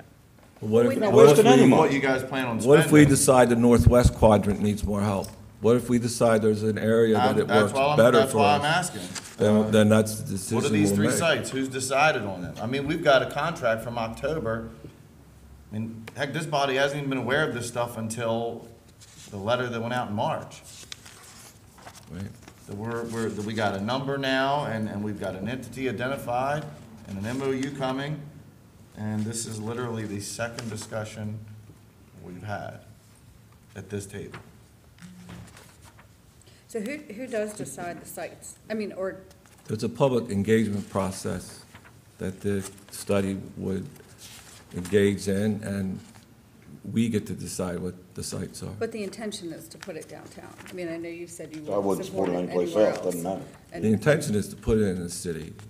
I mean, that's why it's in front of this body. Well, absolutely. Well, I So mean, the 81 corridor's in the city, and I think the biggest return, like, the model I'm studying in Fort Wayne, and you've all seen the presentation, a donut city, where everything bad happens in the middle of the donut, and everything good happens on the rim. In the donut, what do you have? A lot of despair, a lot of unemployment, declining property values.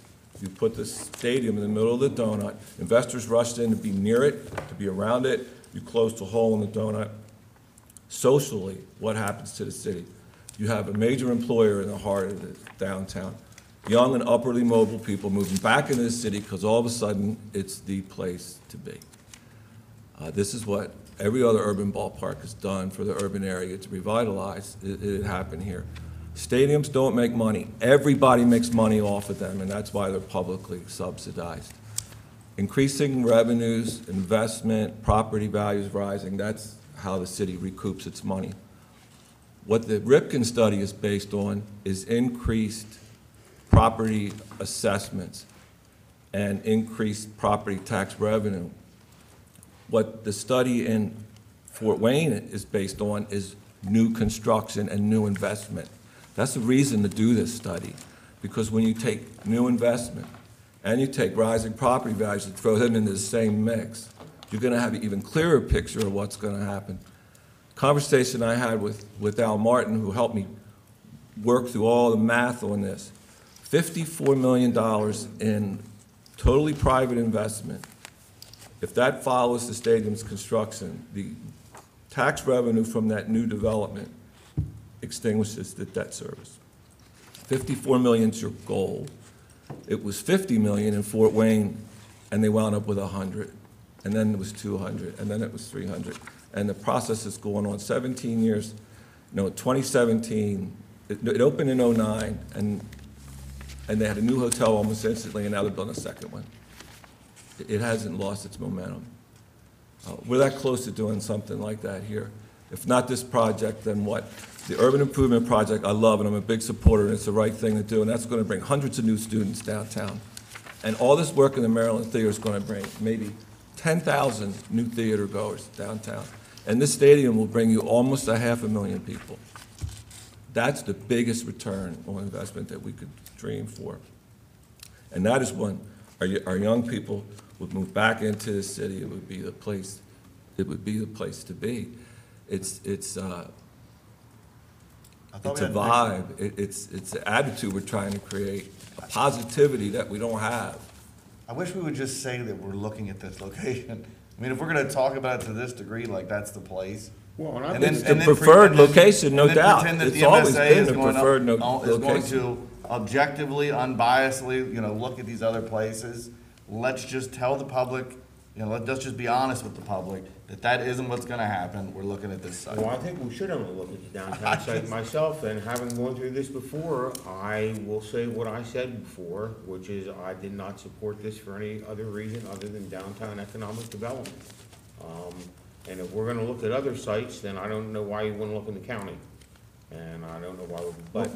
My vision of do we have looking at three people? sites is the preferred site, the northwest quadrant, and maybe the area behind the old YMCA.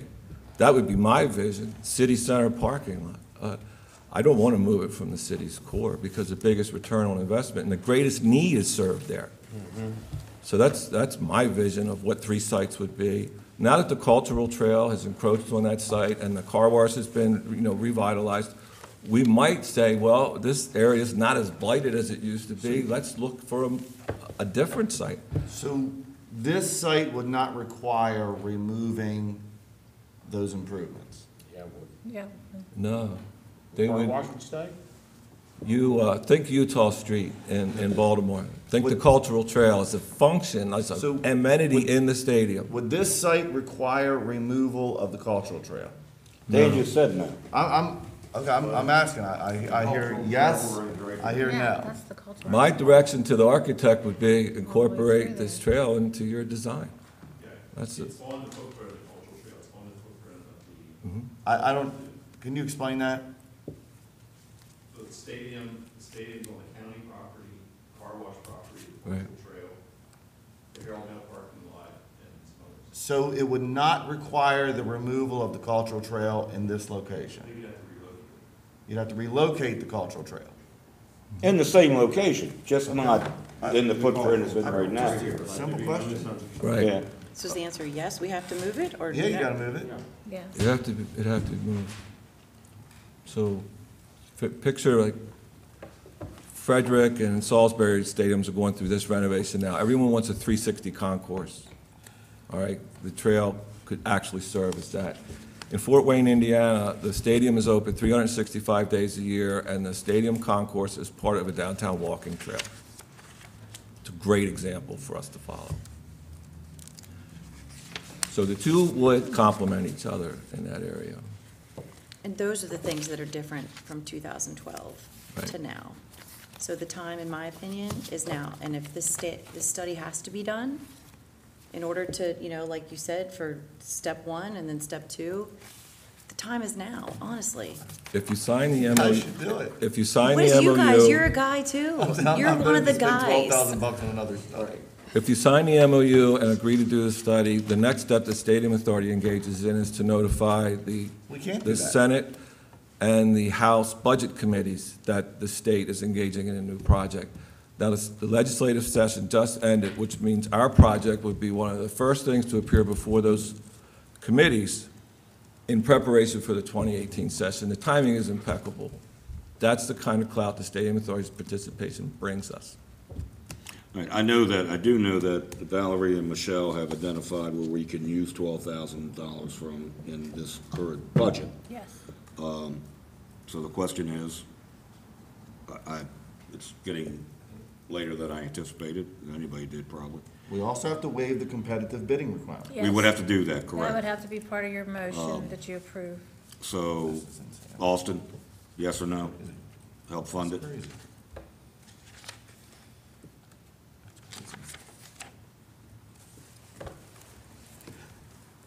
If it has a chance, I would say yes. If it has, any chance of making that happen. We don't have any chance at all unless we do the first step. I keep saying that, but no one wants to believe me, but it's true. Again. Lou? Shelley? Yes. Emily? Yes. I'm sorry? Yes, Okay. yes. Krista? This is lunacy. It's lunacy, is what it is. Yes or no, Krista? I think that's an obvious no. So, It's lunacy is what it is. Listen, I look forward to we have 3 new members that have not dealt with this situation. Oh, yeah. I have no criticism of your votes whatsoever, and I look at you all and I just say this, and I mean this in all sincerity. It is time for new blood. As Shelley says to me when we talk about tax differential, well, what do you mean? Why can't you guys get this done? And I look at the 3 of you and I say, please. 3 of us have tried for years. We've never been able to get anywhere. Stadium.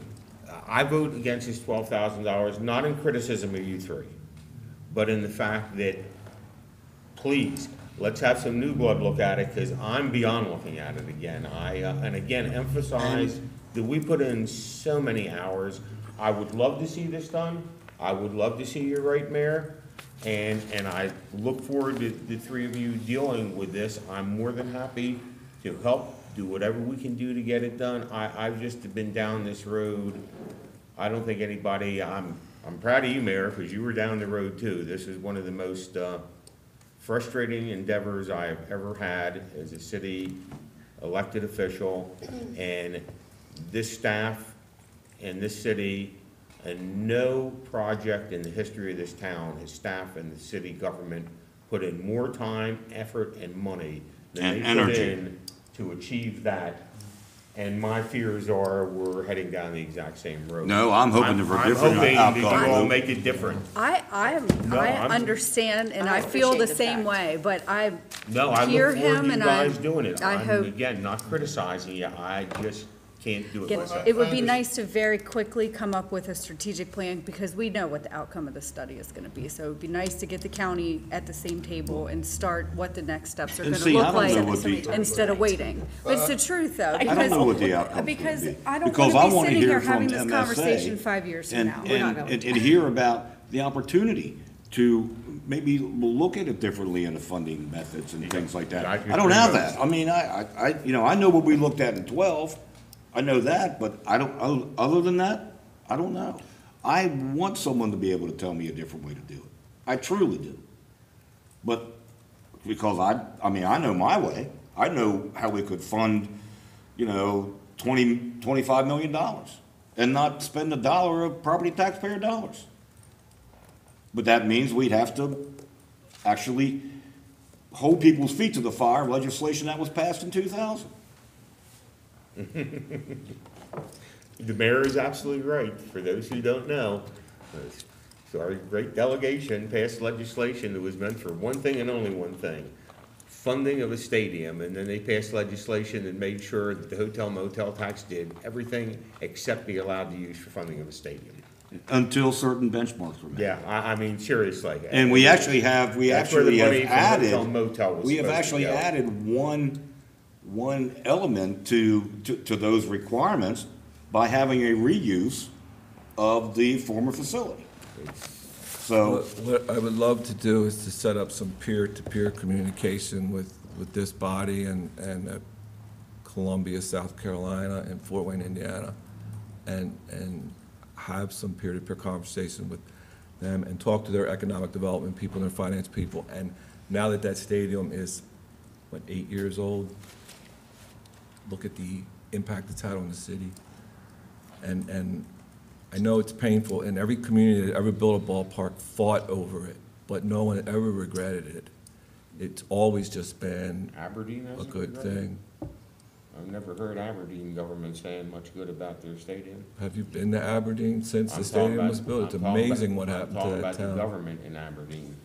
Well, what Aberdeen Lou, failed if to you do. look at that information and you look at those records and you look at what they've done, I don't know where they're wasting their money at, but they're getting plenty of revenue from that stadium. Well, my only point was, that construction I don't know what happened. There's all the youth sports around it. Decades of prosperity there after that stadium was built. Yeah, we're gonna have a youth sports complex. It's gonna That'd be happen. cool. Well, we got our three here. Okay. 7:30. City administrator comments, please. You have another item, Mr. Mayor? Oh, chief, I'm sorry. Oh, my gosh. This is actually more important as far as I'm concerned. Have faith. You just put me back in Groundhog Day. Just have faith. Thank you, Dan. Me too. I will be an hour. No, you won't be. No, I know. Be an hour. Thank you. It's your 5 minutes, you've been here too long.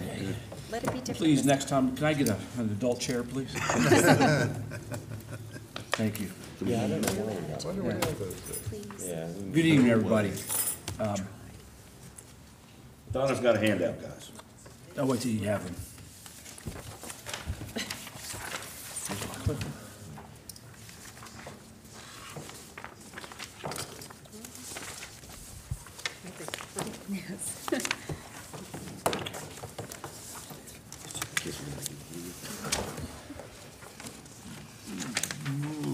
Would you mind if I stand? Please. 3 hours in that seat is, a little much. I understand.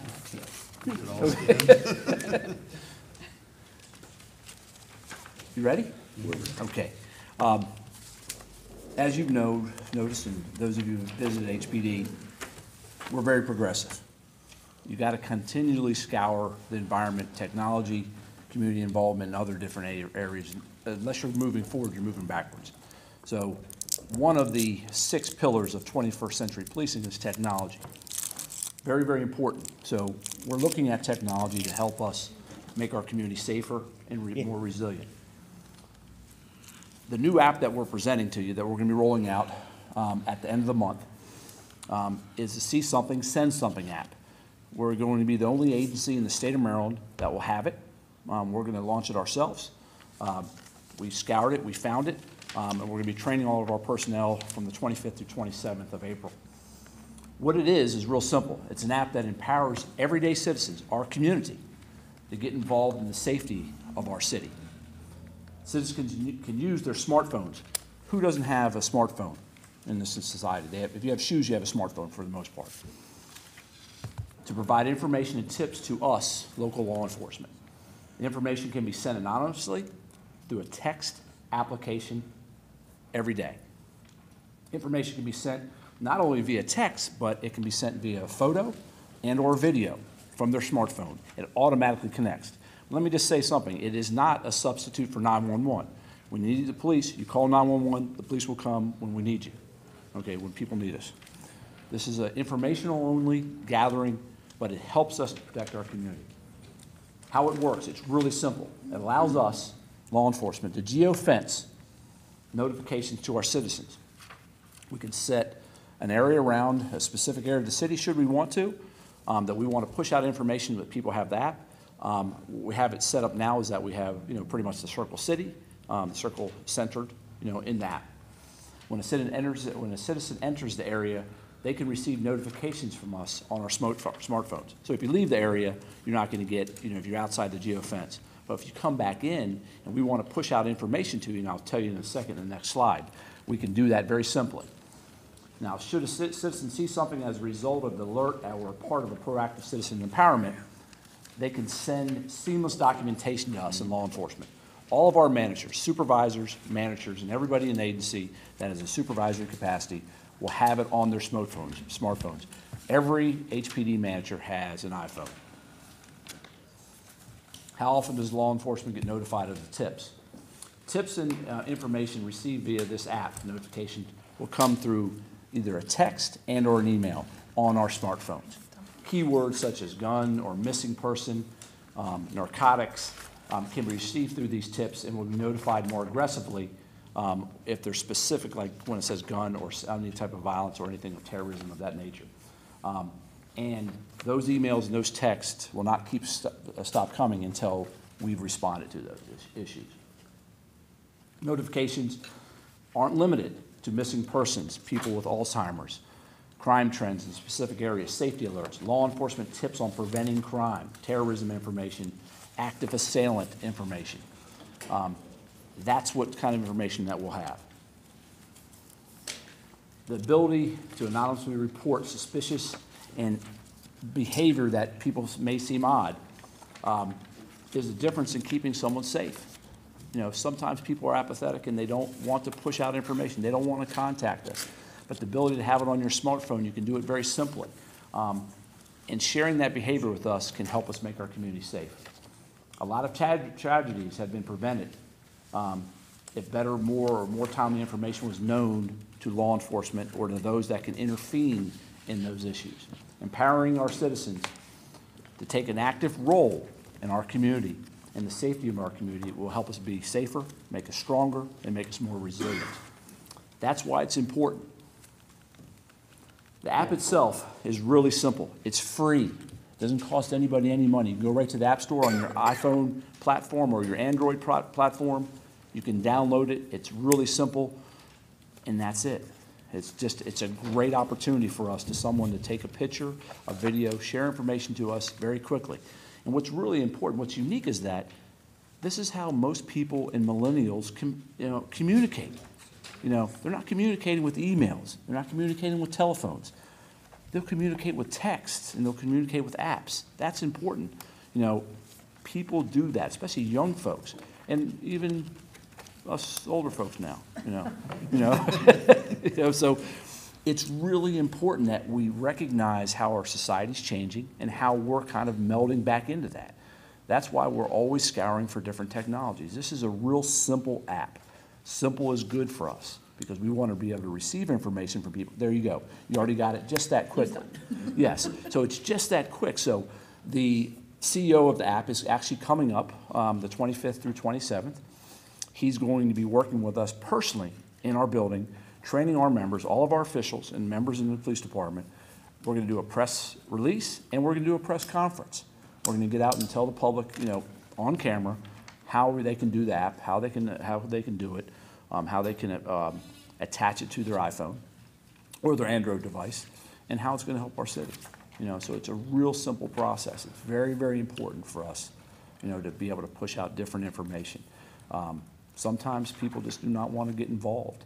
But when you have something really simple, you're walking down the street, you got your app, you take a picture, you take a video, you send it to us anonymously. Or you want to attach information to us so that we can contact you back, we can do that also.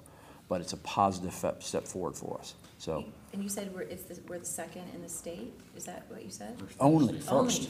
So, we don't do anything second. We do everything first. That's what I'm talking about. That's Yes. That's right. Yes. Yeah. So have any other jurisdictions, have they had success with, I think it's fantastic. So. It's growing.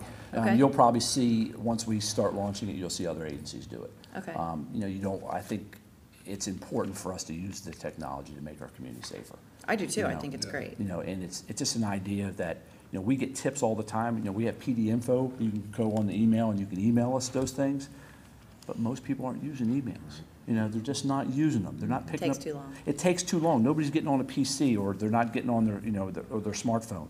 But having an app to do something is really, really cool for us. Pretty powerful. You know, so it's very powerful, and that's how people communicate nowadays. I mean, you'll have a group of, you know, young people in a room nowadays, and, you know, they'll be texting back and forth in the room. Yeah. You know, so you have to you know, exactly.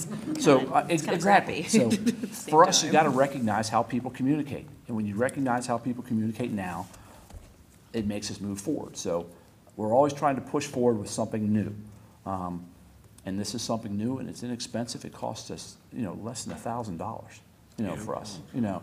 So it costs us less than $1,000. It's free to our citizens. It'll give them an opportunity to be involved and empower them to help us.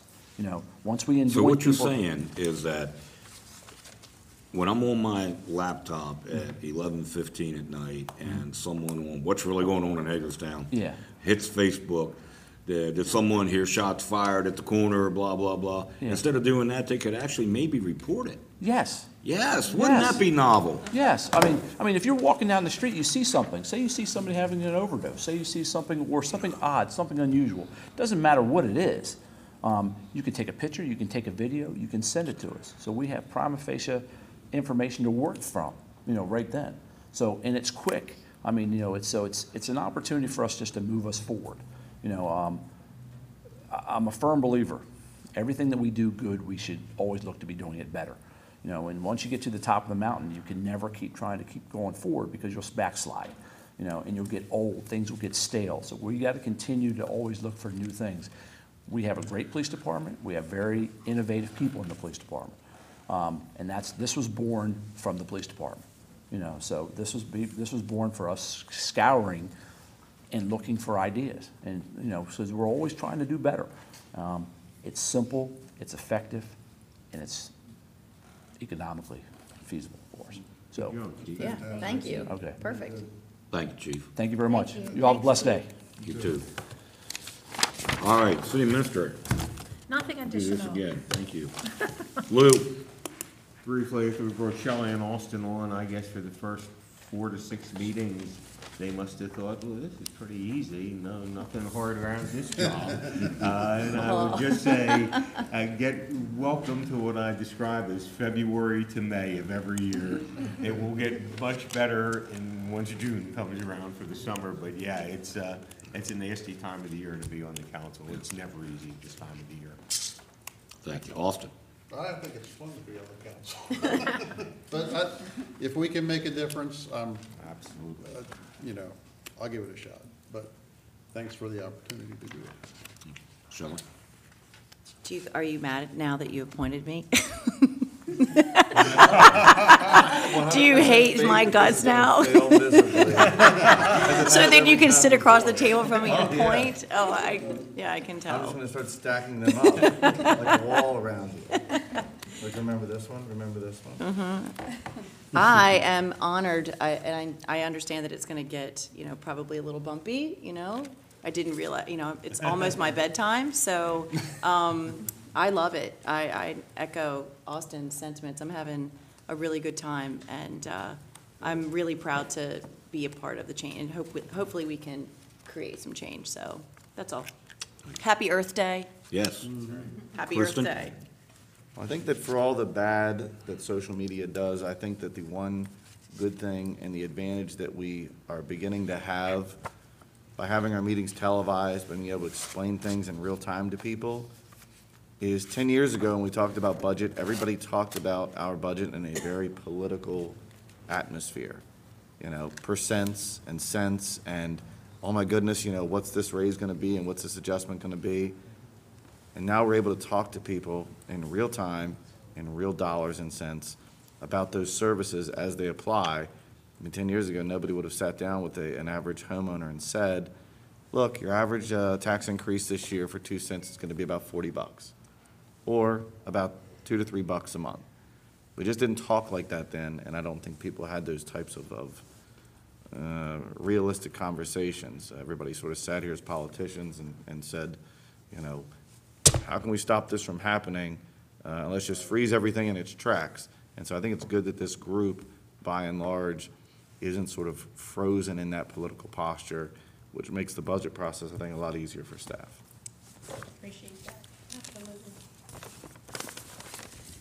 I would just like to say that I had a gentleman come in my office today to get a quote from Star, and he made it a point to come into my office to tell me that Pam Harris was the best darn inspector we had, and that his experience with her was phenomenal. So I wanted to pass that along, because I feel like all we ever do is harp on them.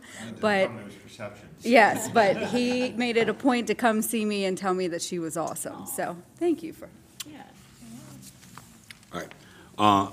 I hate to say this, but I tend to agree with Kristen when it comes to having the ability to be to actually explain to people where their tax dollars are going and why they're going there, and even delve in deeper when we talk about how it relates to, what the county does and how that affects us and things like that.